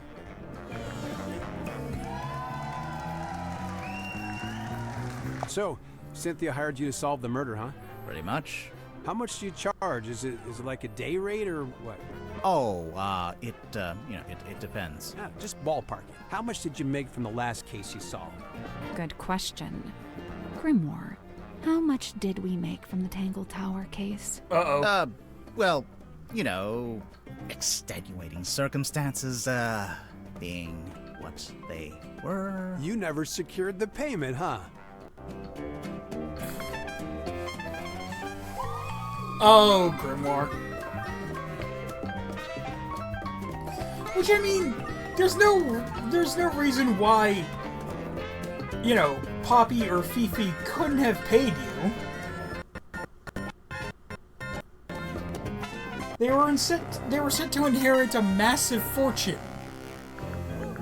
Well, Fifi was. Poppy, not so much because... Or wait, was it the other way around? I don't remember, it's been a while. No, it had to be. Because Fifi was the fellow. Because everyone has alliterative names.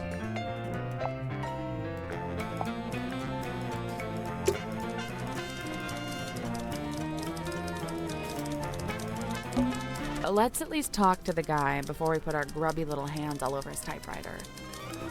When has that ever stopped us? That's fair.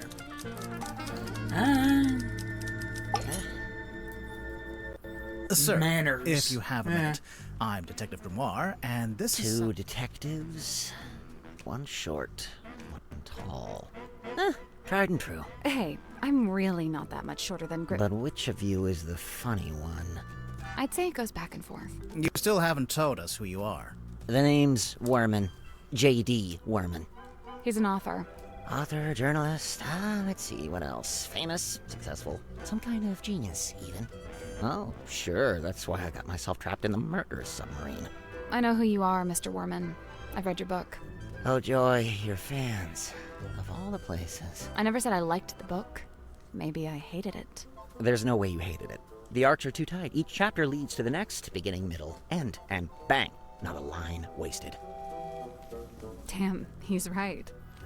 I would kill to have that kind of self-confidence in my writing. So, Mr. Worman, you're a famous author. That's what they tell me. How did you end up on the submarine? I came of my own volition. Why? I wanted somewhere quiet to work on my next novel. Minimal distractions. Not saying it's worked, but... You're writing a sequel? Trying to. Trying to. Hang on. A sequel to what? Grimoire, are you not paying attention?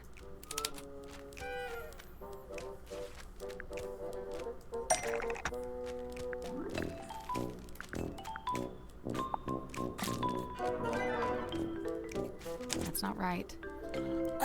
Is it not? Because I'm pretty sure. Alright, fine. The book specifically. Ah, there she is. Benefactor and burden both. Sally, how did you know to bring the book with you? Because Mr. Worman's local to the area. It says so right here. Hailing from a small fishing town named Silkworm-on-Sea, J.D. Worman moved to the big city to write his first novel. My publisher wrote that. It's quite true, but she made it sound so saccharine. So you're from the town, you moved away, and then you came back. Now, see, you've gone too far in the other direction. That's too utilitarian. I get going back to your hometown for peace and quiet, but then to end up on the submarine? How did you even find out about it? Did you already know Mortuga? Oh, I knew of him. He's a figure of some infamy, submarine included. In fact, it was good to finally put a face to the name after all those years.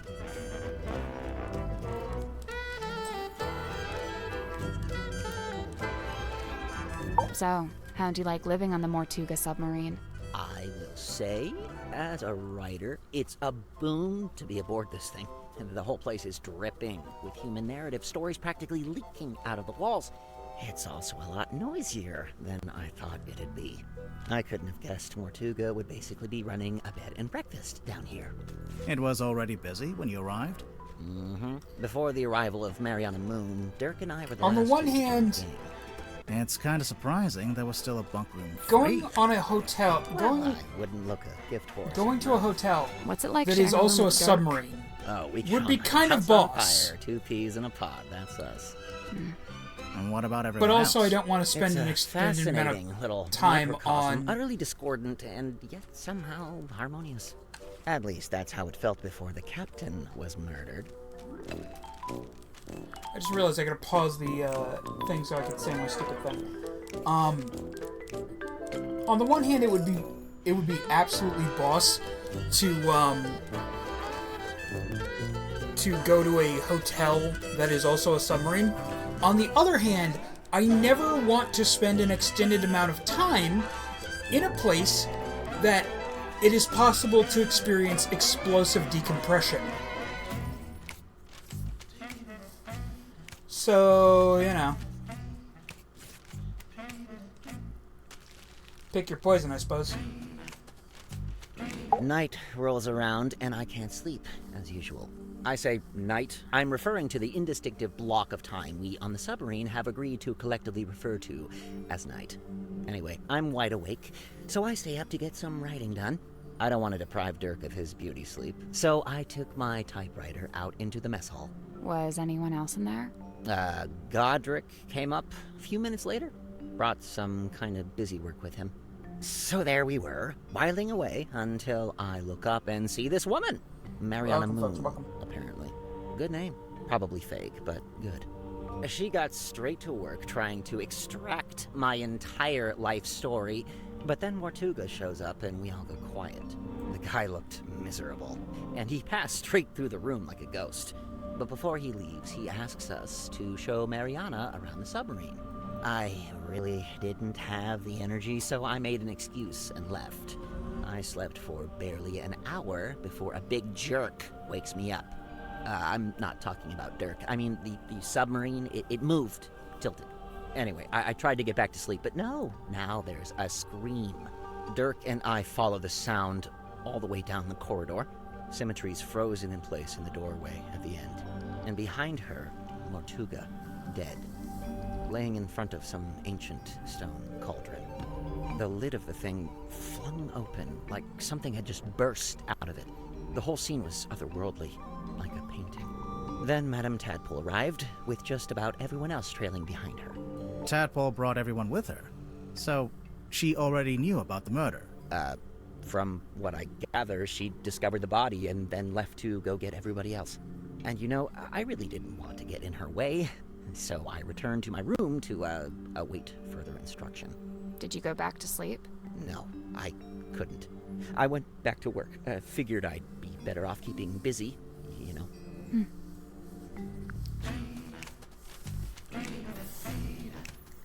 Alright, and now that we've talked to him a bit,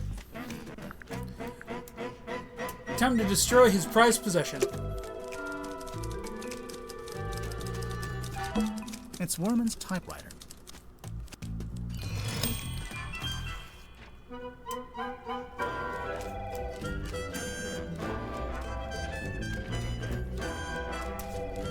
Bro, what the fuck did you do to your fucking keyboard? I'm more careful with my keyboards, and I broke one in half a few years back.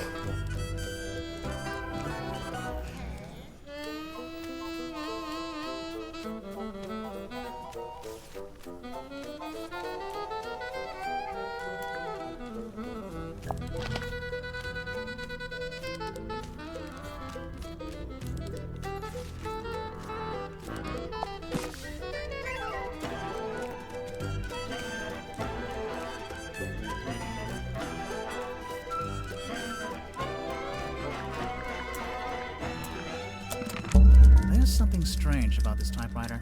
Did you notice the weird mechanism on the back? I did not.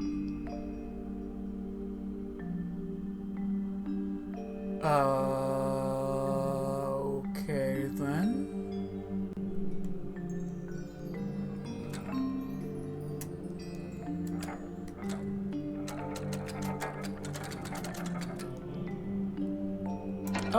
Oh, I can move this too. Alright, okay, alright.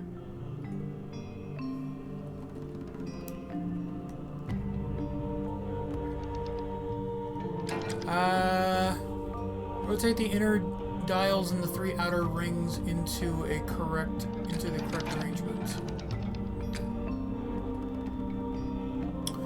Oh, it's oh, okay, I see.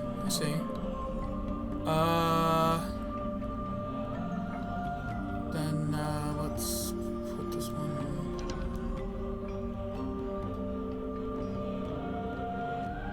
Oh no, wait, that's the one before, so actually it should be.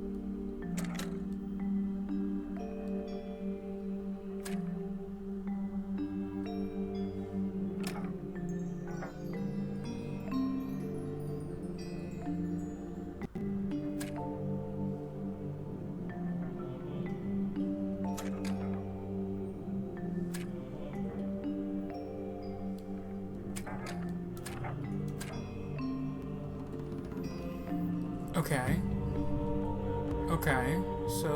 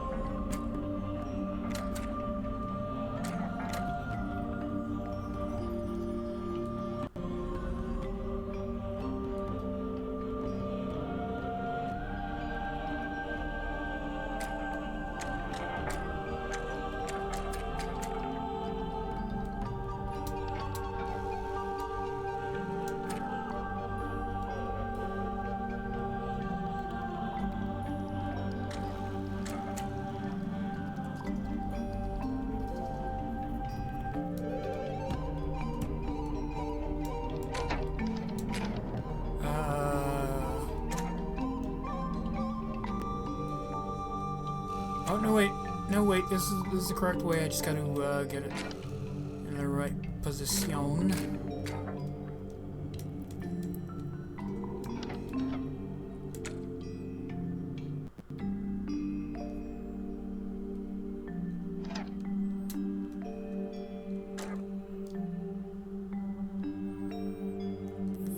think that's it.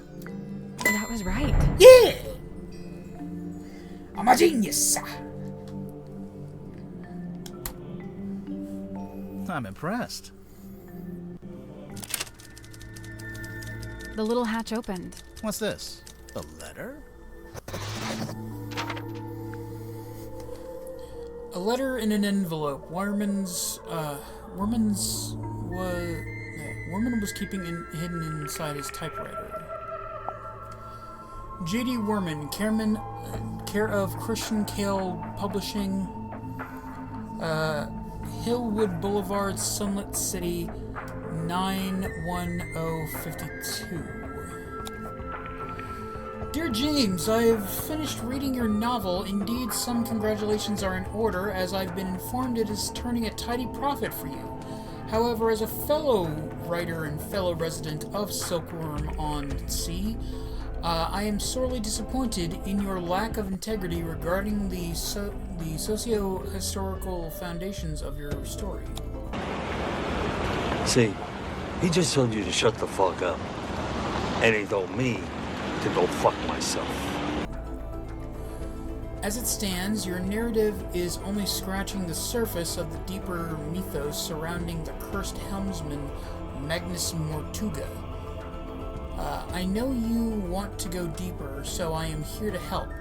Inked on the back of this letter are coordinates detailing how, when, and where to find the Mortuga submarine, the mysterious underwater vessel in which Mortuga still resides. Good luck, T.W. Ibis.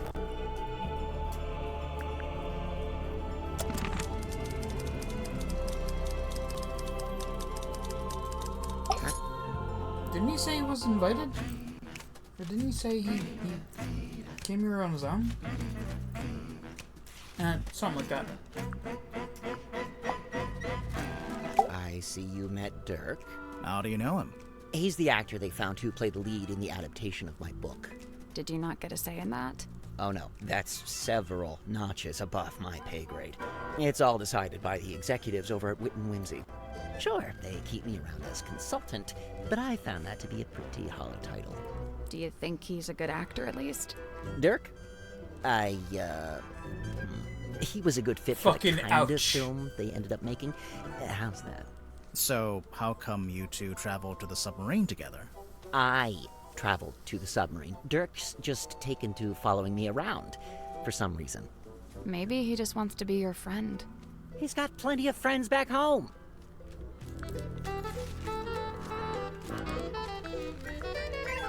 I don't understand what his deal is, but I already have a headache, so I'm just not gonna worry about it. What did he say he was? A dream doctor? Great. Good for him. He's researching spirit energy, I think. Lovely. More power to him. And he was the first person to join Mortuga's submarine, because they knew each other from before. Wonderful. I don't... Wait, really? Huh.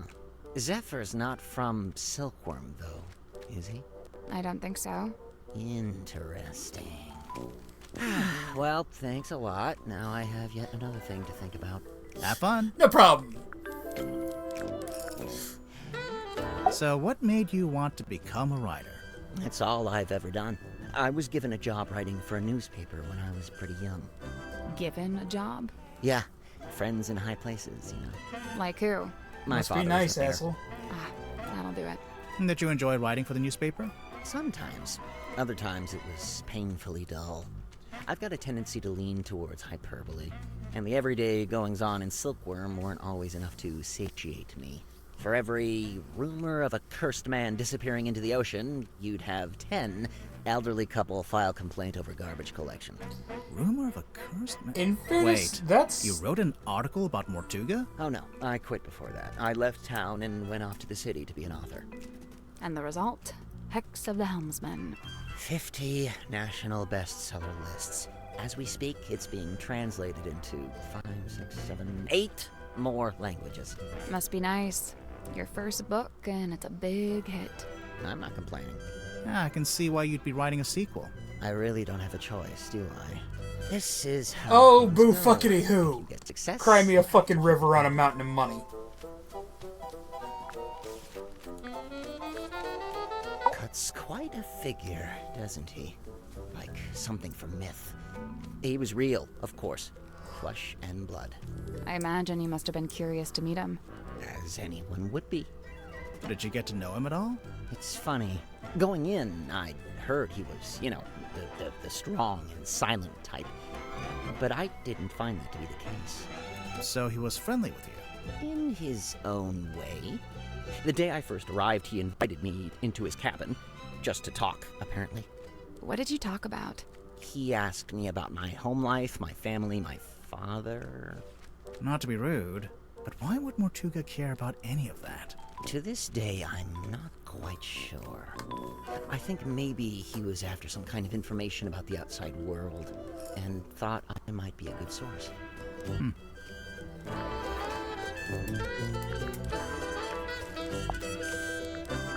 It's mine, as you are well aware, seeing as how you just fished it out of the back of my typewriter.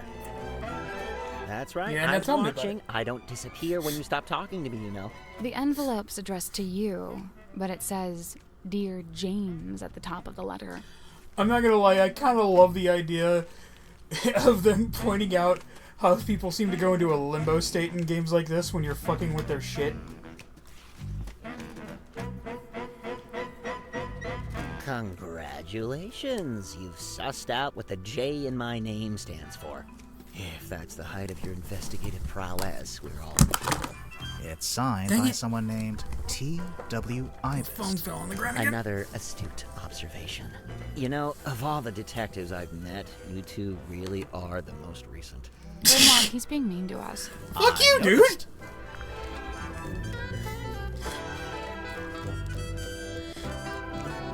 Like, the guy keeps flipping between being pretty amicable and then kind of being a dick.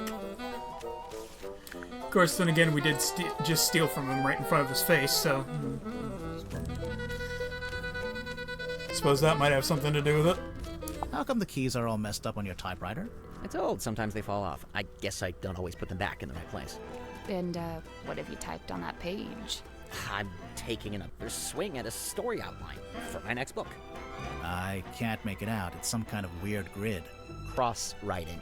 Look it up. People used to do it all the time. What about these brass panels on the back? This one's my father's emblem, Mayor Dusk. That's why it looks like a D. And this is the governor's emblem, Governor Fellow. So that one's an F. Oh, I can't stand these things. A procrastinator's worst nightmare. It's why I use the old typewriter. No distractions. Does Dirk spend a lot of time on his cell phone? Not in here. He goes up on deck to do it. Why? Who knows? It's not my business. I mean, you know, it's a fucking submarine. Thick-ass metal walls. I noticed on the back of the box it says, Series 2 coming soon. Look out for Hex of the Helmsman 2, only in theaters. Kinda presumptuous, isn't it? Considering you haven't even written the book yet. Thank you. That's what I said. I raised a fuss about it at the time. My objections fell on deaf ears, as usual.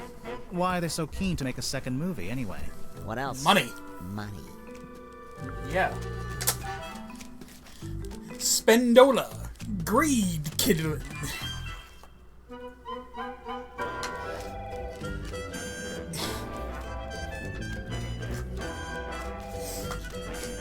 Can you tell I've watched some cracked videos recently? What's this dime store trinket? It's called Fogball. Is it now? And was in Zephyr's lab. It could be a priceless curiosity. Oh yeah? A priceless curiosity that takes AA batteries. Could be. You don't fucking know. You know what else takes the AA? You know what else takes AA batteries? The Game Boy that's in the Smithsonian. Well, I mean, it did take AA batteries before, you know, the entire outside of it was basically melded together. And yet still was able to turn on. Yes? Something you wanted to ask? Zephyr called this a hex bottle. We thought you might know what it is, since, you know... I wrote a book called Hex of the Helmsman. Well, yeah. Wow. Yeah, no, I've got nothing. Done. Next. Fair enough. Fascinating piece of ephemera, this. Do you recognize any of the objects? Yeah, the golden hand. I've seen it, and so have you. What? Where? It's attached to Dr. Zephyr's left wrist. Zephyr's prosthetic hand is solid gold? Not quite. It says here it's made of an unknown material 90% similar to gold. Now, so it's made out of the also Beatles says from it's able Tangle to Tower? touch ghosts, so best take it with a grain of salt.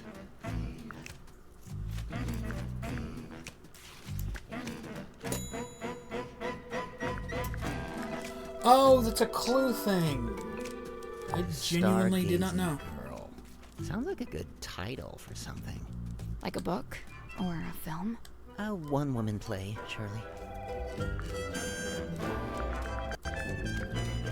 It's a strong image. The ancient cauldron opened for the very first time. It can't be the very first time. Someone must have opened it before. Semantics. So, what do you think was inside? Does it matter?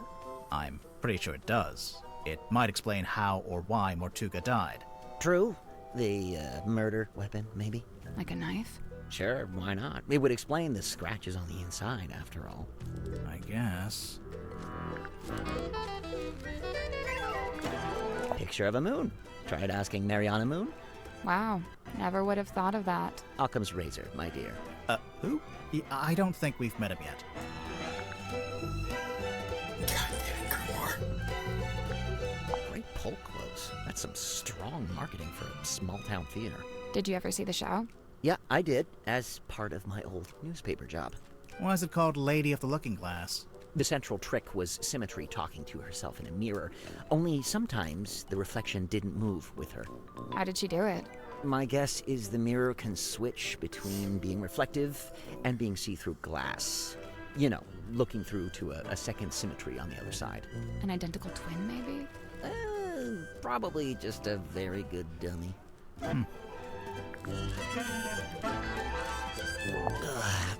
How I wish I'd remembered to bring painkillers. Are any of these painkillers? Unfortunately, no. They're just supplements. And nice, harmless, organic ones, too. They wouldn't even take the edge off a headache. Probably tastes awful. Of course they're fucking organic. Have you ever seen this painting before? Before the submarine, I mean. Yeah, it used to hang in the Stone Top Inn. For a little while, at least. Really? Seems like it would scare away all the customers. Nah, old sailor types love stuff like this. It's a conversation piece, isn't it? I tried asking Mortuga what this was. No luck? He just said it was something he picked up on his travels. Picked up where? Floating somewhere in the middle of the ocean? Yeah. I assume so. So, you've read it, Sally, but Grimoire hasn't? Nope. What's it about? Nope. I'd really rather not reduce it to a single sentence. It's about a guy named Marcus Mordoom looking for something called the Devil of the Deep. And does he find it? I just think it'd be better if you took the time. Yeah, kind of. It gets a little abstract towards the end. So what? It's just Marcus Mordoom on a ship, and that's it? We're talking about several themes carefully laid on top of each other. It's also a love story. Marcus is in love with a woman named Belicia. She's his captain. I don't see her on the cover. Really, all the nuance is lost if we just... No, she's there. Kinda. Like I said, it gets abstract. I'll take your word for it. If you'd like to read it, I have a spare copy you can... Nah, that's okay. No time. I'm not gonna lie, that would fucking drive me nuts too.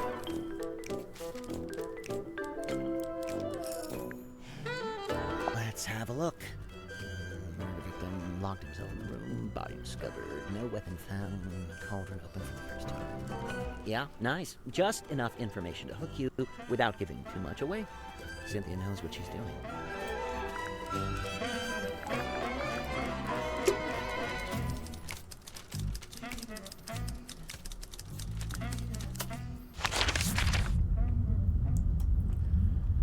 Alright.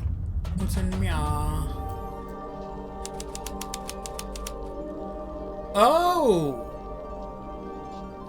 How deeply unsettling.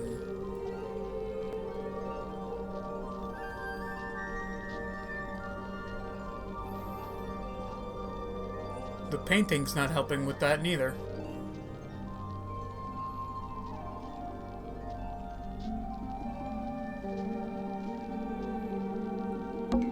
An eerie painting of a girl standing in the woods. Did that painting just fucking blink?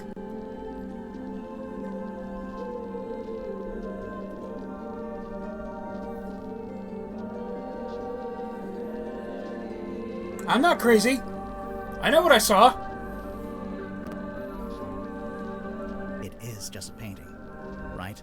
Sure. Maybe. No. Maybe. You fucking blink. It is just Sure. Maybe. No. Maybe.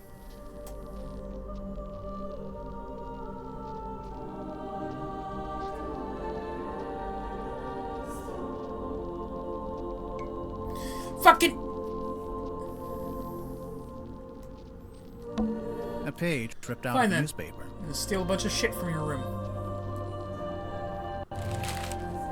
How you like them apples? A single page from a newspaper I found in the child's room. Lady of the Looking Glass enchants audiences. Theater review by James Dusk. Fuck. The young illusionist who goes by Symmetry Silkmoth, because why not?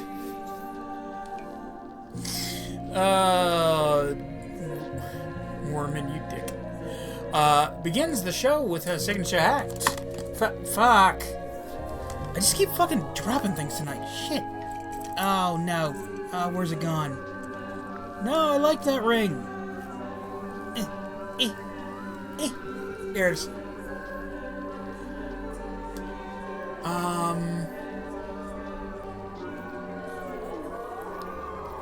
The signature act in which she somehow holds parlance with her own reflection in a large antique mirror.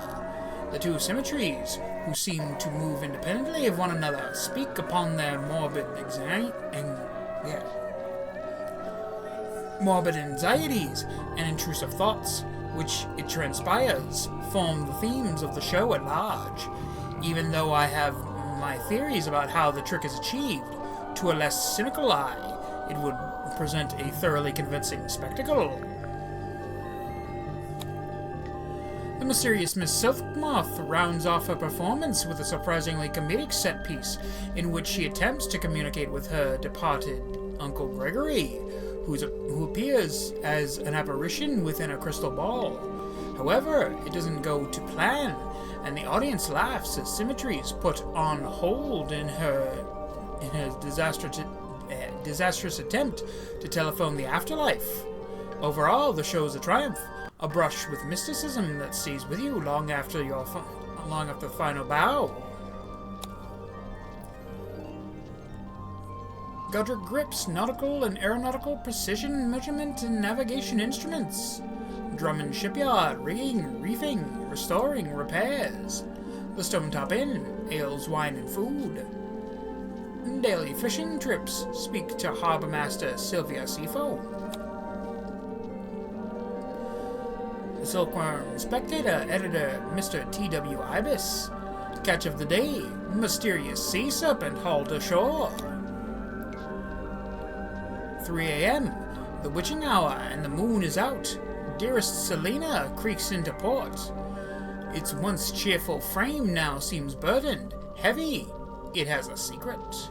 A moment passes. What's this? Something is hauled up onto the slime-slick rocks beside the old Silkworm Harbor. A body, a creature. Its eyes are closed. No, wait. Look again. It has no eyes. A serpent of a sort. But it has arms. So, a dragon? No. That doesn't seem right. Serpent it is then. Full story on page 4 and 5.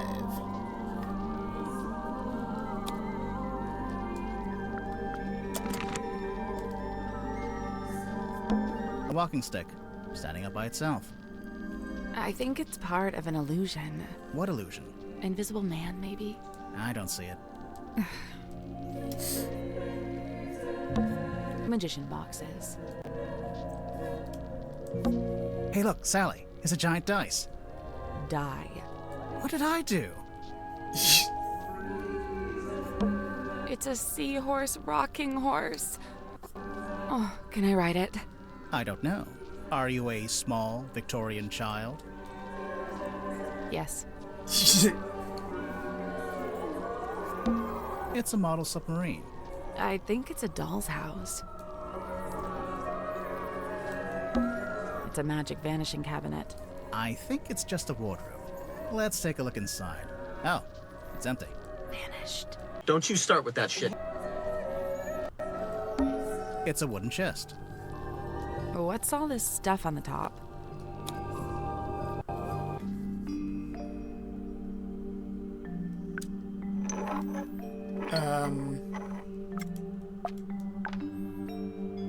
Oh, there's a thing.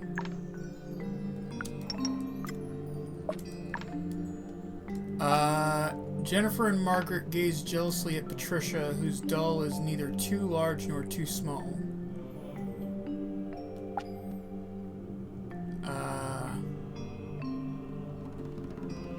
Okay, we've got to use the distortion of the lenses to tell this story, I guess.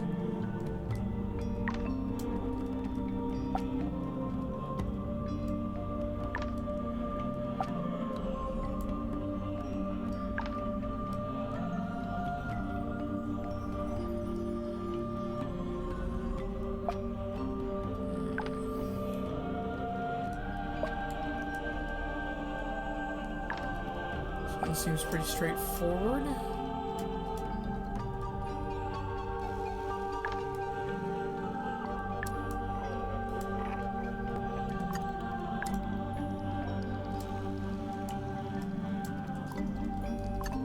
One big baby. Oh, and one small baby. What the fuck did we do with the rest of these?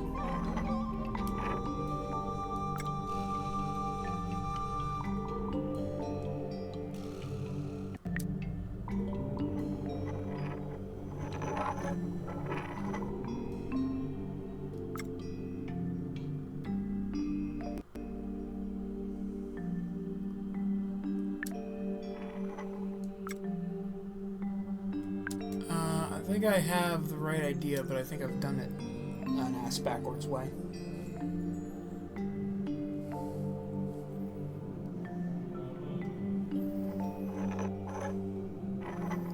You know what?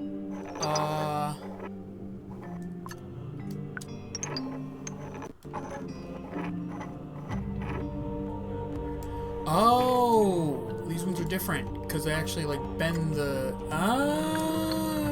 It's clever. Miss your clever clogs. Hey, I did it. Yeah. I'm impressed. It opened. What's in there? What we got? The fuck? Oh, it's a glass eye. A strange glass eye found in the child's room. It smells musty and unpleasant. The fuck?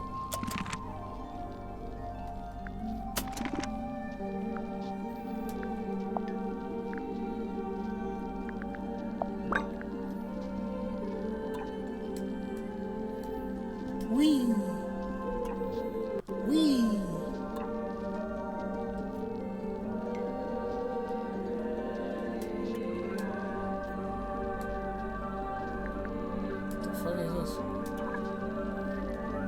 penny or something in there. An eerie painting of a girl. It is. Okay, Sure, very maybe. clearly not No, a painting. maybe. Fine.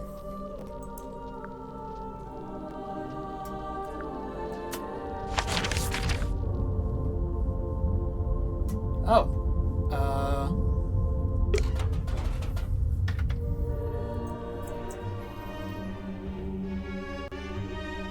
The hell's different? Oh.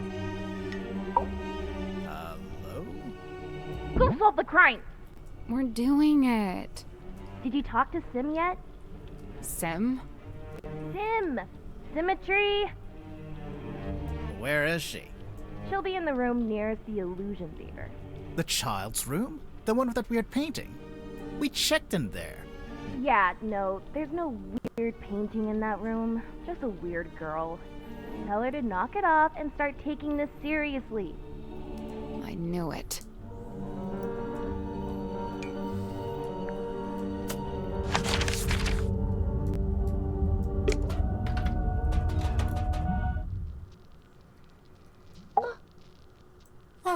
Alas, I am outwitted. My paltry facade undone. I mean, yeah, I could see you blinking. We could hear you breathing a little bit too. Sorry. Bound are we by limitation of the flesh. Your symmetry, is that right? Symmetry silk moth, illusionist. And you? Are you not detectives both, in service to the captain? Pretty much, yeah. And should thou find me guilty, what punishment awaits? We don't really plan that far ahead, to be honest.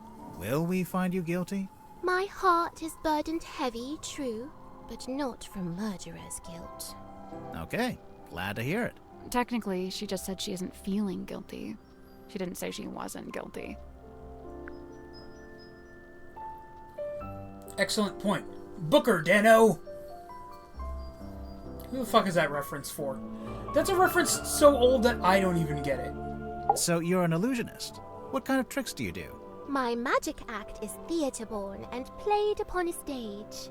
Oh, like with big props? Smoke and mirrors kind of stuff?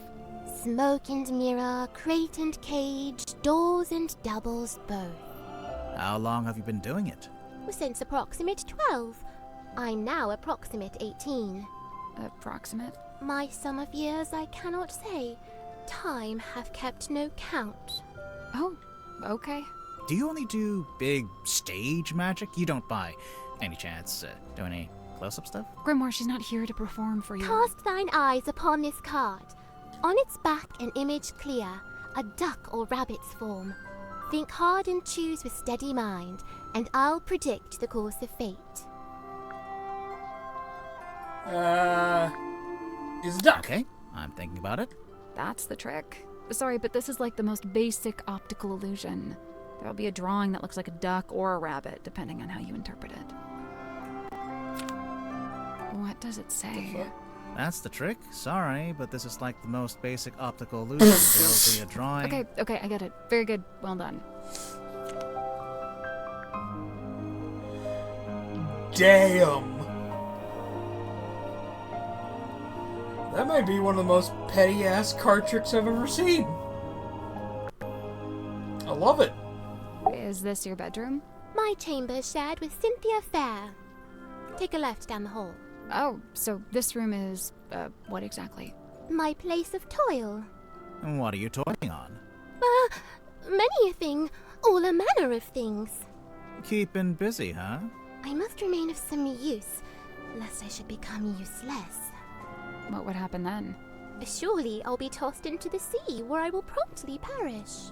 Thereupon, my listless form becomes a meal for a passing sea turtle. Symmetry. But oh, the turtle finds me scant sustenance, and he too will perish, and we'll both be dead forever and ever. Symmetry! She's so adorable, I love her. Scene opens. Submarine interior. Symmetry lies awake in bed. We're really doing it like this. She is restless, wrought with guilt. Guilt about what? A sudden movement of the submarine wakes Cynthia. Cynthia, noticing Symmetry. Oh, you were already awake. What is wrong? The two young women briefly talk to one another. Not gonna give us that bit? Cynthia, getting up. Oh, I must go and inspect the control room. Exit Cynthia. Symmetry lays in bed a little longer. Symmetry, getting up. Oh, I must return to the Illusion Theater. I cannot bear it. Return? The Illusion Theater. The door is already open. Symmetry sees Captain Mortuga laying dead on the ground. She screams. She also sees a large face passing by the window. What? A face outside the submarine. Enter Dansum and Worman. The fuck? Dansum. Oh, my dude, this is crazy. Worman says nothing.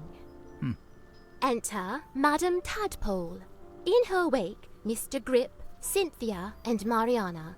And after a short while, Dr. Zephyr. Madame Tadpole taking charge. Oh, which one of you is the murderer? Tell me now so that ye may be punished appropriately. I'm sure that's exactly what she said. Exit Cynthia and Symmetry. Cynthia, visibly nervous. Oh, but who will become captain now? Symmetry, pondering. Oh, do you think Mortuga wrote a will? Not a bad question. The two young women attempt to enter the captain's cabin, but the door is locked. They decide to visit the control room instead. Cynthia is now moving with urgency, and Symmetry is lagging behind. Cynthia emerges from the control room. She is holding several sheets of paper and the captain's logbook. Cynthia goes down the ladder. Symmetry follows behind. Outside Worman's bunk room, Symmetry noticing a piece of paper on the ground. Oh, surely this was dropped by Worman, as it is from his typewriter. I shall return it to whence it came. She places the paper back into the typewriter. Symmetry returns to her bedroom. Scene ends. Alright then.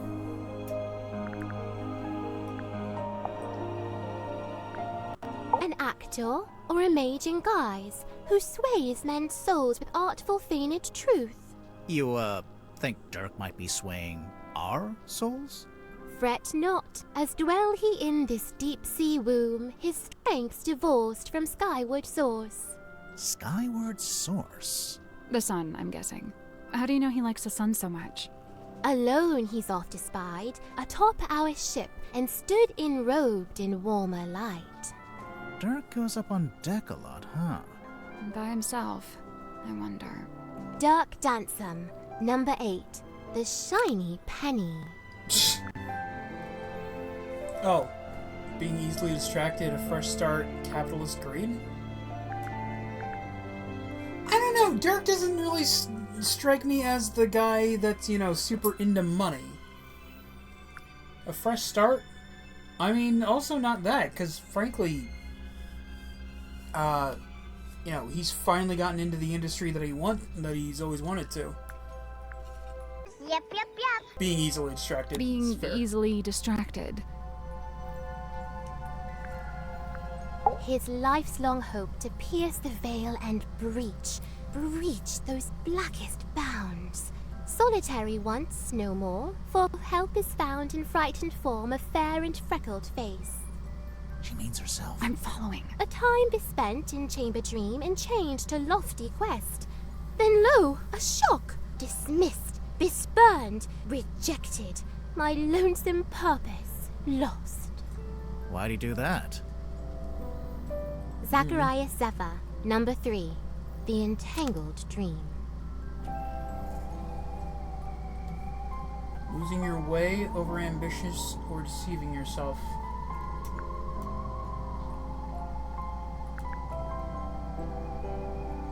Deceiving yourself? He'd dreamt our ship some boisterous boat, where tensions flowed and tempers boil. Alas, upon inspection showed, our home fell plenty short. Still he yearned for storm to swell, for keel to list, for sail to sway. He was waiting for something to happen. Something did happen. The captain was murdered. and crime dark scene but consequently came the freshest focus for his ever ponderous gaze. James Werman, number 7, The Empty Inkwell. Evidence of hard work, apathy, immorality. Apathy? Like jagged face of coastal cliff, cut coarse by storms and swells of life long spent, sleep a scant solace, bedeviled by a dream dug deep in folds of ever-furrowed brow. His broad form stood, once ox-strong and stout, now more malediction than man, doomed to dwell down in the dark, the once light of a life once lived, now too luminous to look upon. Magnus Mortuga, number 1, The Turning Wheel.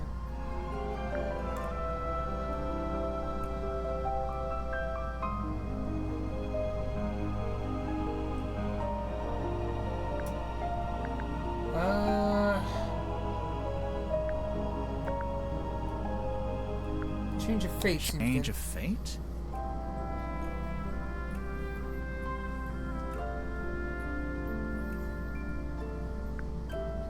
And symmetry yourself. Are you getting enough to eat? Alas, but flesh and frame and bone and blood I set but little store. Yeah, that's what I thought. So what do you set store by? Oh, like, what are my interests? Yeah. Enwrapped, enthralled, of cloth-in dolls, of effigies, of twins. Okay, sure. Of glass and gleam, of mirrored eyes, of phantoms falsely cast. Fine. Mirrors, okay. Oh! Of what if aught doth lay beyond this fleeting form of flesh? Huh. Symmetry Silk Moth, number 4, The Unblinking Eye. Well, that's clearly not true. You were blinking when you were trying to be a painting.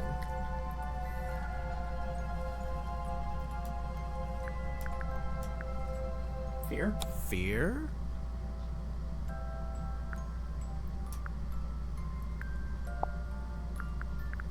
Care to explain what this is? Nay. Do you know what it is? Aye. I'm not sure if that was a pun or not. Where'd you find it? In the parlor, on the floor. So someone dropped it? So it would seem. Sim, look, it's you.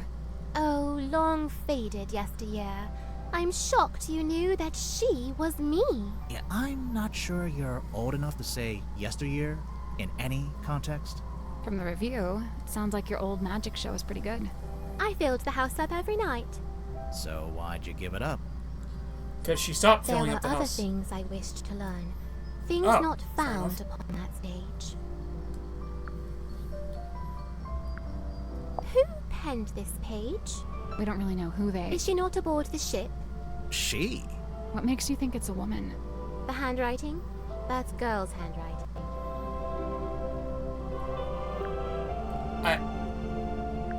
Okay. It's so heavy. I can't imagine lugging this around everywhere. Werman likes writing on it, I guess. And supposedly, that's the whole reason he's here? To write his next book?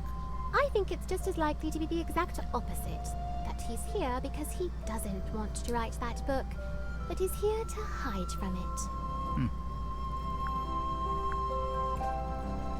Employed it be to speak with unseeable souls? Assuming you can get signal. Who'd have thought that Dansome Dirk, of all our kin, is playing host to Hidden Ghost?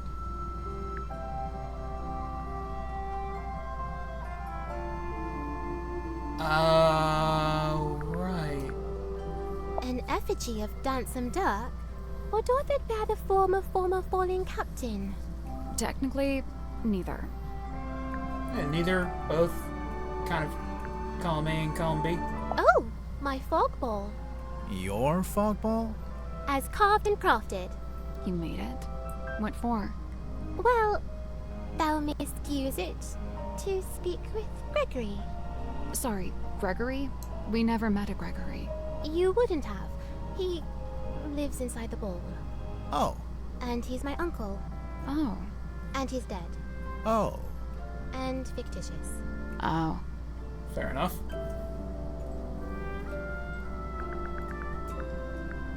Lillian's locket. Looks familiar, don't you think?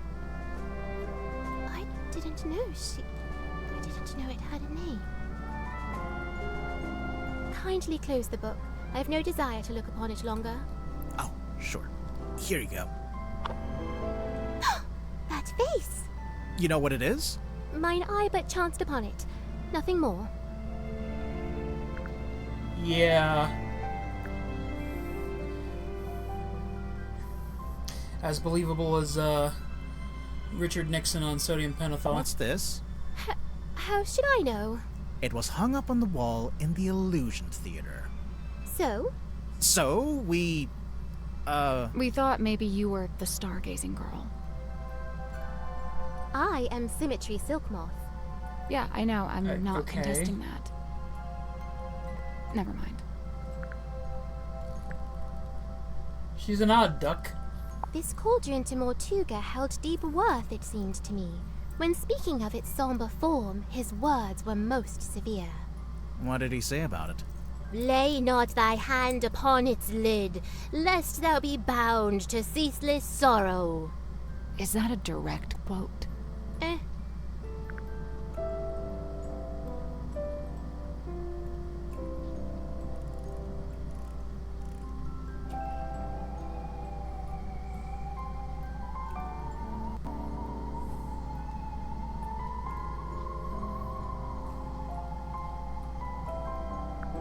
Sorry.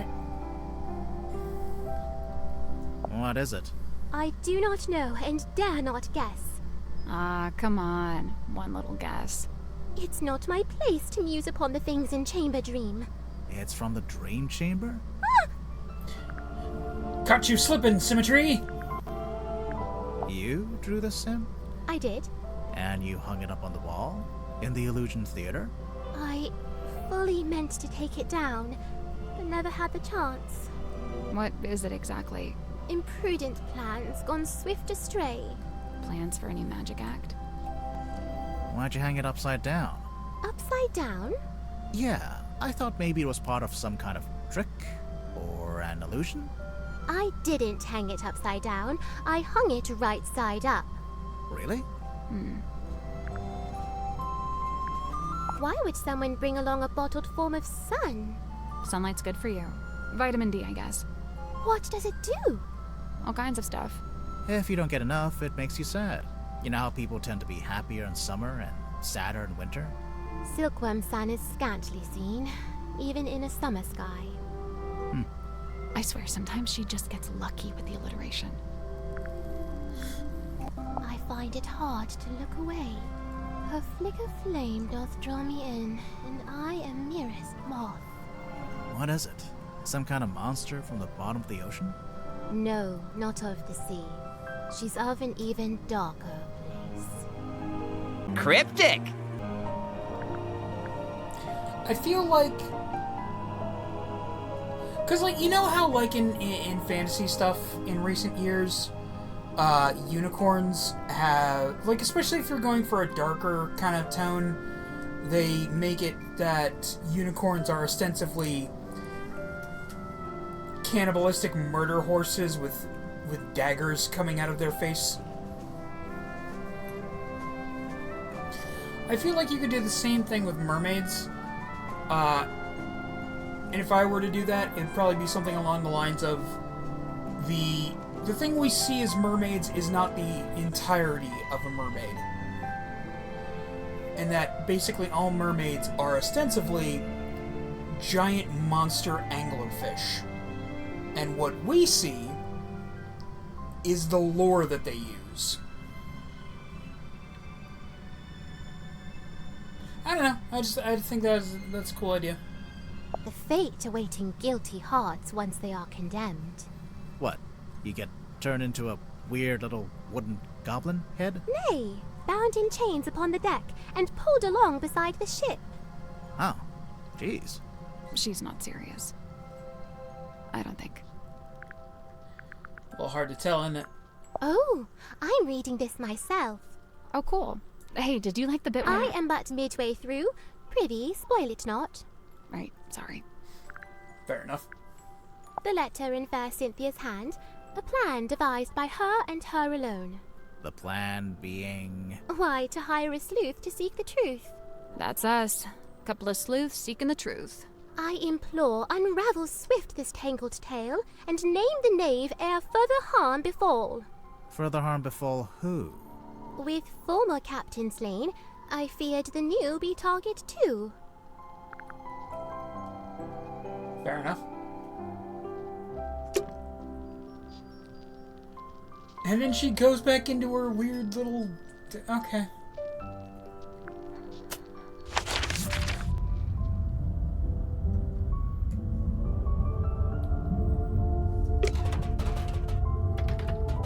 Alright, what we got in here?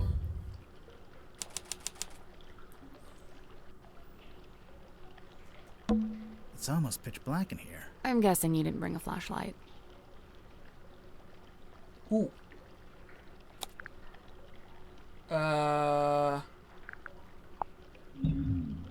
The boy? Nope.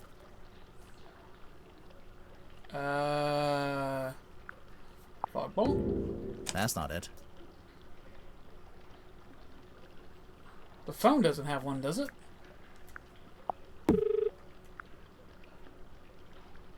Oh, no, wait, it does. Yeah. Or is that a camera? We can use Dirk's cell phone. Alright. Do you think he'll mind? Probably not. Ooh. I wonder if I can use it in other places as well. Point it here. Here? No, not there. Like this? You're doing it wrong. Point it over here. Over here? You know what you're doing. A switch. See? I knew what I was doing. Dumb luck. It looks like some kind of dial. Oh, for fuck's sake. Of course it is. Hold on. Oh, man. Oh, fuck. Yeah, so I was coming back from the bathroom and I just banged my fucking knee into the corner of the friggin' wall. Ah, damn it. Oh, fuck, that hurt.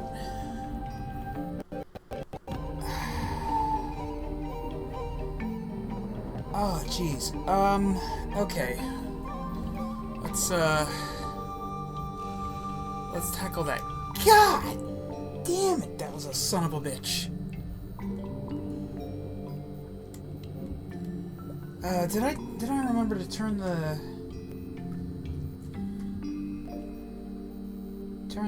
thing back on? Where's my phone?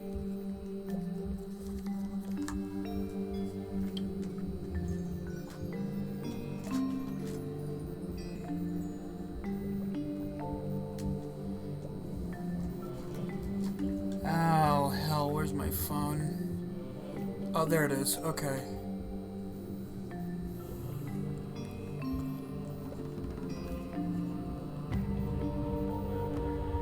Okay. Okay, y'all can still hear me. Okay, cool. Okay. Rotate the two outer metal dials in the two inner glass orbs.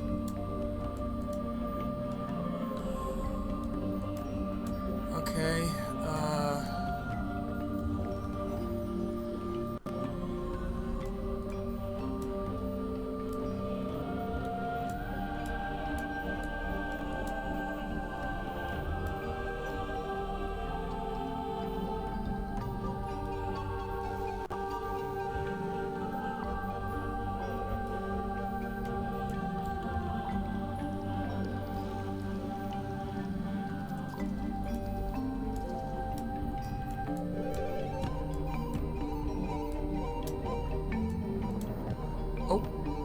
here we go.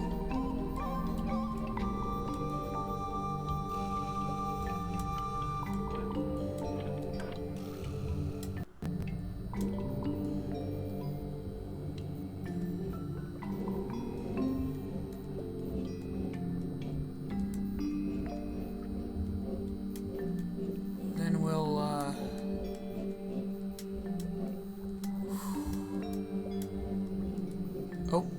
Oh, did I get it already? No. No, I didn't. Let's...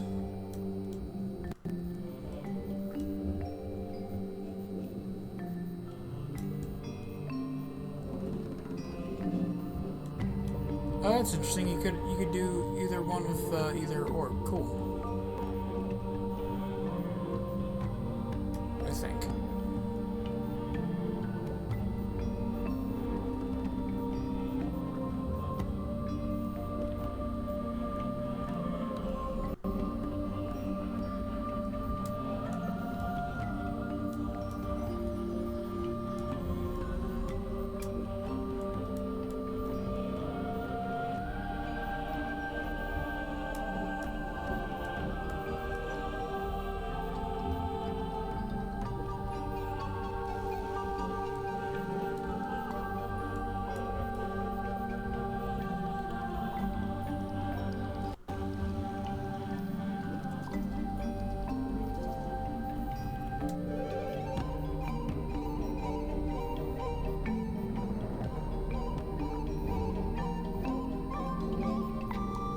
To do it this way.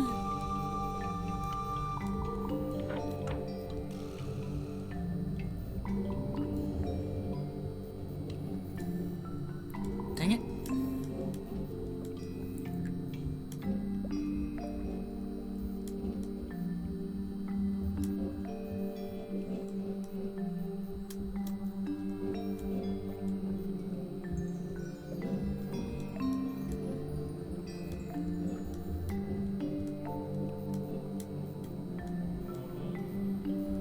Oh, I'm gonna have a big ass bruise tomorrow, I know that much.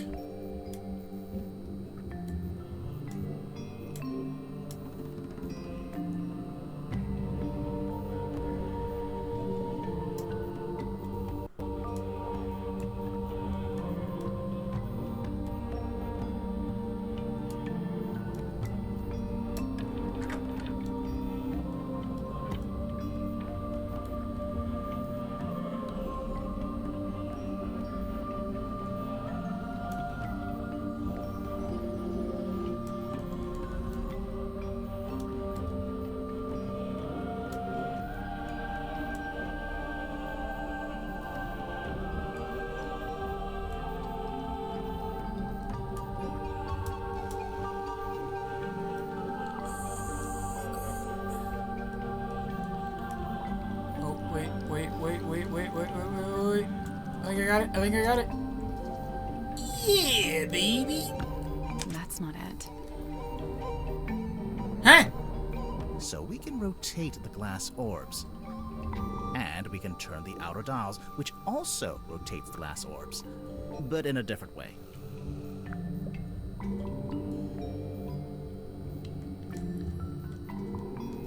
I beg your finest fucking pardon.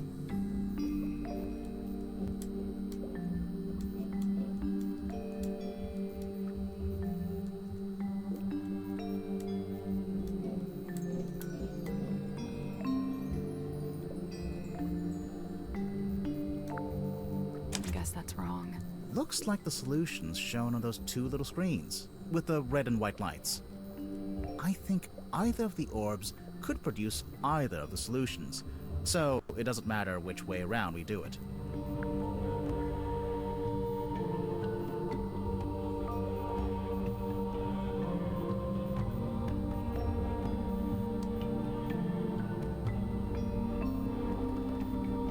This is some bullshit.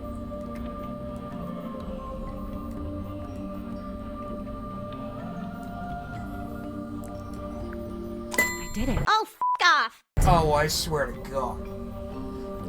Oh, you pedantic motherfucker.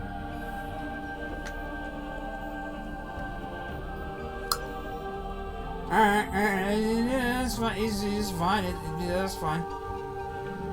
Not like I'm here with a bashed fucking knee. Good job.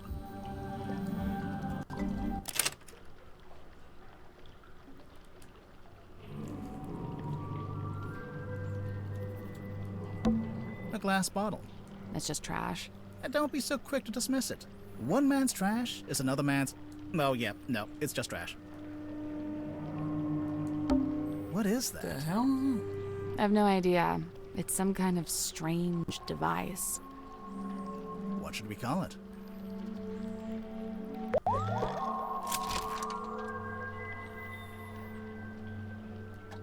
It's a fucking C-32 space,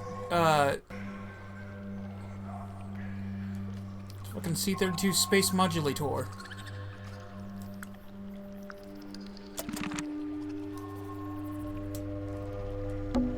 What's this?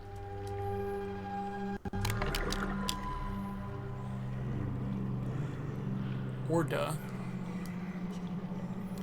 License card that's been cut in half and taped back together.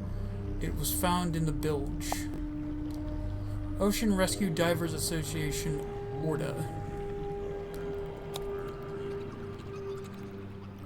Diver number 0852437, Tanya Tapdol. Specialists, free diving, deep diving, reduced visibility, high pressure. Tanya Tapdol. Ocean Rescue Divers Association. Alright.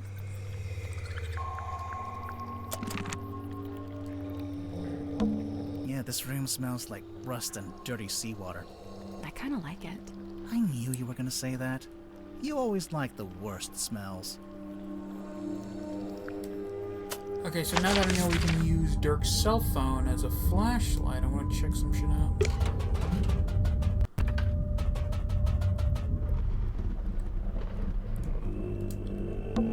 There's a wooden panel. Can you see anything? No, it's too dark.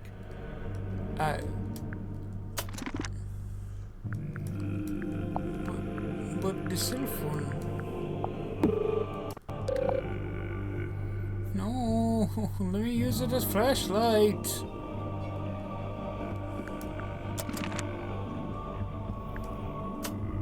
bullshit.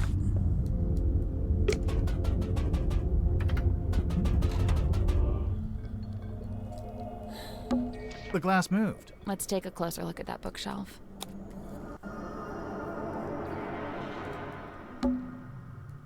I think I can see a face. That's probably just the human habit. Okay, no, I just saw it too. I think that's probably the human habit. Okay, no, I just saw it too. Have the...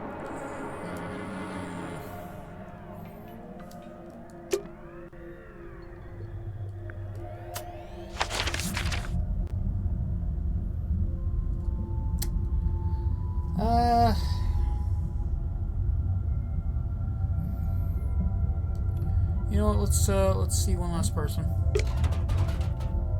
before we end today's stream.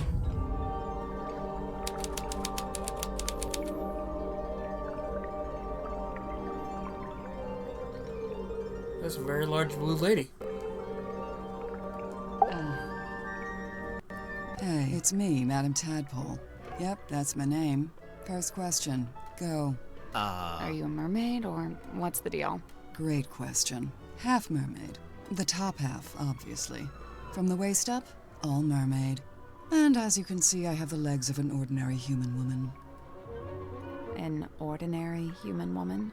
Who happens to be an Olympic-level swimmer. Ah. Second question. Go. So, Madam Tadpole, you're a swimmer or a professional maid? I'm not a professional anything, not anymore. I'm done with all that. Do you have gills? Nope, it's a tattoo. Sorry to disappoint. It's cool. Why'd you get it? I've always been real good at holding breath underwater, like scary good. The other kids used to call me Fish Girl. Ah, kids can be mean. I'd say they had it right. How come you're here on the submarine? Okay, so I like to go diving. In the sea, deep. Oh, like with an oxygen tank and a mask? No. I don't use any of that stuff. Anyway, so one time I went too deep. I wasn't going to come back up. I was pretty much done for. Somehow Magnus found me, pulled me into a submarine, and brought me back. I owe him my life. Wait, so are you from Silkworm? Were you living in the town? Nope, I'm from far away. Then how come you were diving into this bit of ocean? Oh, well, yeah, I was visiting the town. For work. What kind of work? Performance art. Kinda. There's so much porn! Like I said, I'm done with all that. So, Mortuga saved you from drowning, and you just decided to stay? It's where I belong. The ocean. I had my fill of living on land. I've got no interest in going back. Looks like you've made yourself pretty comfortable down here. Magnus offered me one of the bunk rooms, but I turned him down. And yeah, over time I turned the airlock into a nice little home for myself. Where did you get all this stuff? The mirrors, the bottles. Shipwrecks, shipping containers, you name it. If it falls into the ocean, I consider it fair game.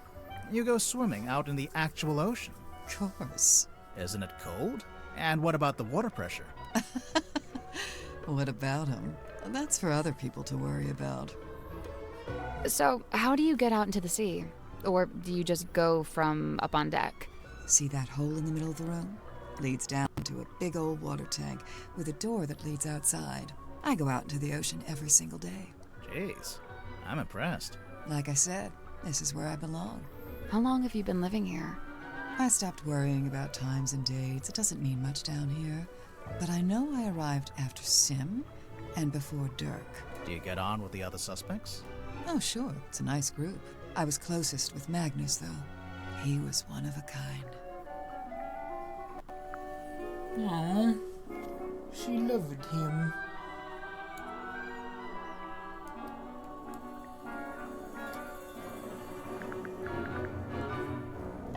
I remember the sub did a weird kind of tilt. Don't know what it was, but anyway, it woke me up. So yeah, I'm trying to go back to sleep, but I can't because now there's all these footsteps outside my room. I get up and check outside. Nothing. So I check the bilge. Was anyone in there? No, but something's dripping into the water. I get a closer look and it's blood coming through the drain that connects to the room above. So I head up there to check. The door's locked. I open it up. You unlocked it? How? By turning the wheel. So, okay, I guess it's not really locked. More like shut. Could anyone turn that wheel? Probably not. It takes some upper body strength. I go inside, and that's when I find him. Dead. Killed, looks like. I get angry. I'm out for revenge. I gotta find the guy who did it. So I run to the mess hall. Nobody. Climb up to the parlor. Nobody. Then I notice the hatch up to the foredeck was left open. Someone's making an escape, I think. Cowardly. I go up on deck. Nobody. I look across to the aft deck. Let me guess. Nobody. Nah, there was a demon. Yep. Glowing eyes, single horn coming out of the head, like an antler, kind of. Was it a person? I don't know, maybe. It was dark. I could only really make out the eyes, and it wasn't looking at me. It was looking out to the side, at the ocean, I guess. Then it starts talking. What did it say? No idea. Alien language. What? Okay, even aliens. This is the best statement we ever got. Oh yeah, there was this big green light. Not sure where it was coming from, though. It can't be anything good, I figure. Better put a stop to it. So I took one of the oars off the old rowing boat and threw it. Hard. Direct hit. Its head came off, pretty sure. I saw it fall into the ocean. Suspect vanquishes demon with improvised javelin. After that, the green glow went away, so now it's too dark to see anything. I want to be sure, so I jump off the side and swim over to the aft deck. But nope, nothing. Then I dive down past the back of the sub to take a look around. Did you see anyone? No. No.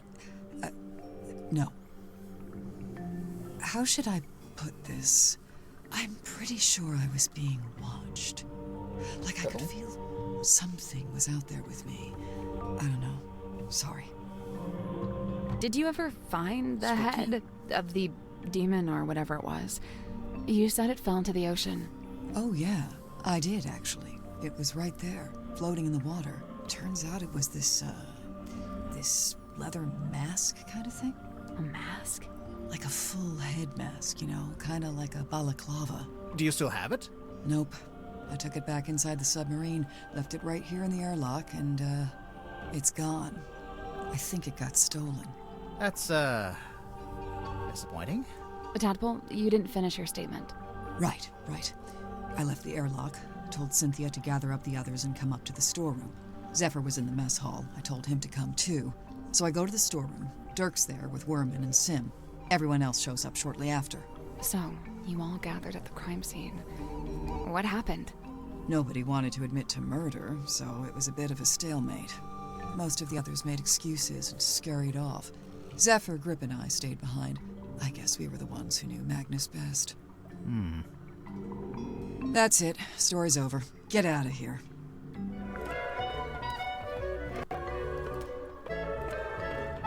I remember the sun. So demons now. Kind of tilt. Don't know what it was, but anyway. So demons now. That seems like a good place as any to end today's stream. Hey there, folks. Thank you so much for watching today's video. I really hope you enjoyed, and I hope to see you next time. If you're watching this on YouTube, please consider liking, commenting, subscribing, sharing, and dinging the bell. All that really helps out the channel and lets me know that you guys are enjoying the content that I'm putting out. There should be an end card at the last 20 seconds of this video with 3 links on it. One to my YouTube channel, one to a video YouTube thinks you'll like, and one to whatever playlist I decide to put this video in. If you like the video, consider checking out the Patreon, where for a few bucks, you can add a game to the Wheel of Wednesday, which is how I choose half the streams for the Wednesday streams. Or, for a few more dollars, you can add a game to next week's schedule. You won't even have to worry about me spinning the wheel, or it landing on what you want. I just pop it right there on next week's schedule. Or, for a monthly rolling donation, you become a patron, or as we like to call them, fellow freaks. There's a few different tiers of that up on the Patreon, with varying perks, but all of the tiers have early access to these edited streams, starting off at just $1 a dude. And remember, the first week's free. Also, consider checking out our Discord server. We've got a text chat room, a voice chat room, we do a monthly watch-along, vote on certain streams, and there's a room where I post a weekly streaming schedule, and I post links in there to the live streams whenever we go live. Speaking of live streams, I stream on YouTube and Twitch every Sunday at 4 o'clock for between 1 to 2 hours, and every Tuesday, Wednesday, and Thursday, starting at 10 between 3 to 4 hours. Be sure to check the Discord, because, you know, sometimes life happens. If any of these things have piqued your interest, and there isn't a link in the description of the video, there is a link on my page to my Linktree that does have a link to all the things that I've mentioned. Once again, thank you for watching the video, and I hope to see you next time. Now, play me out, Johnny!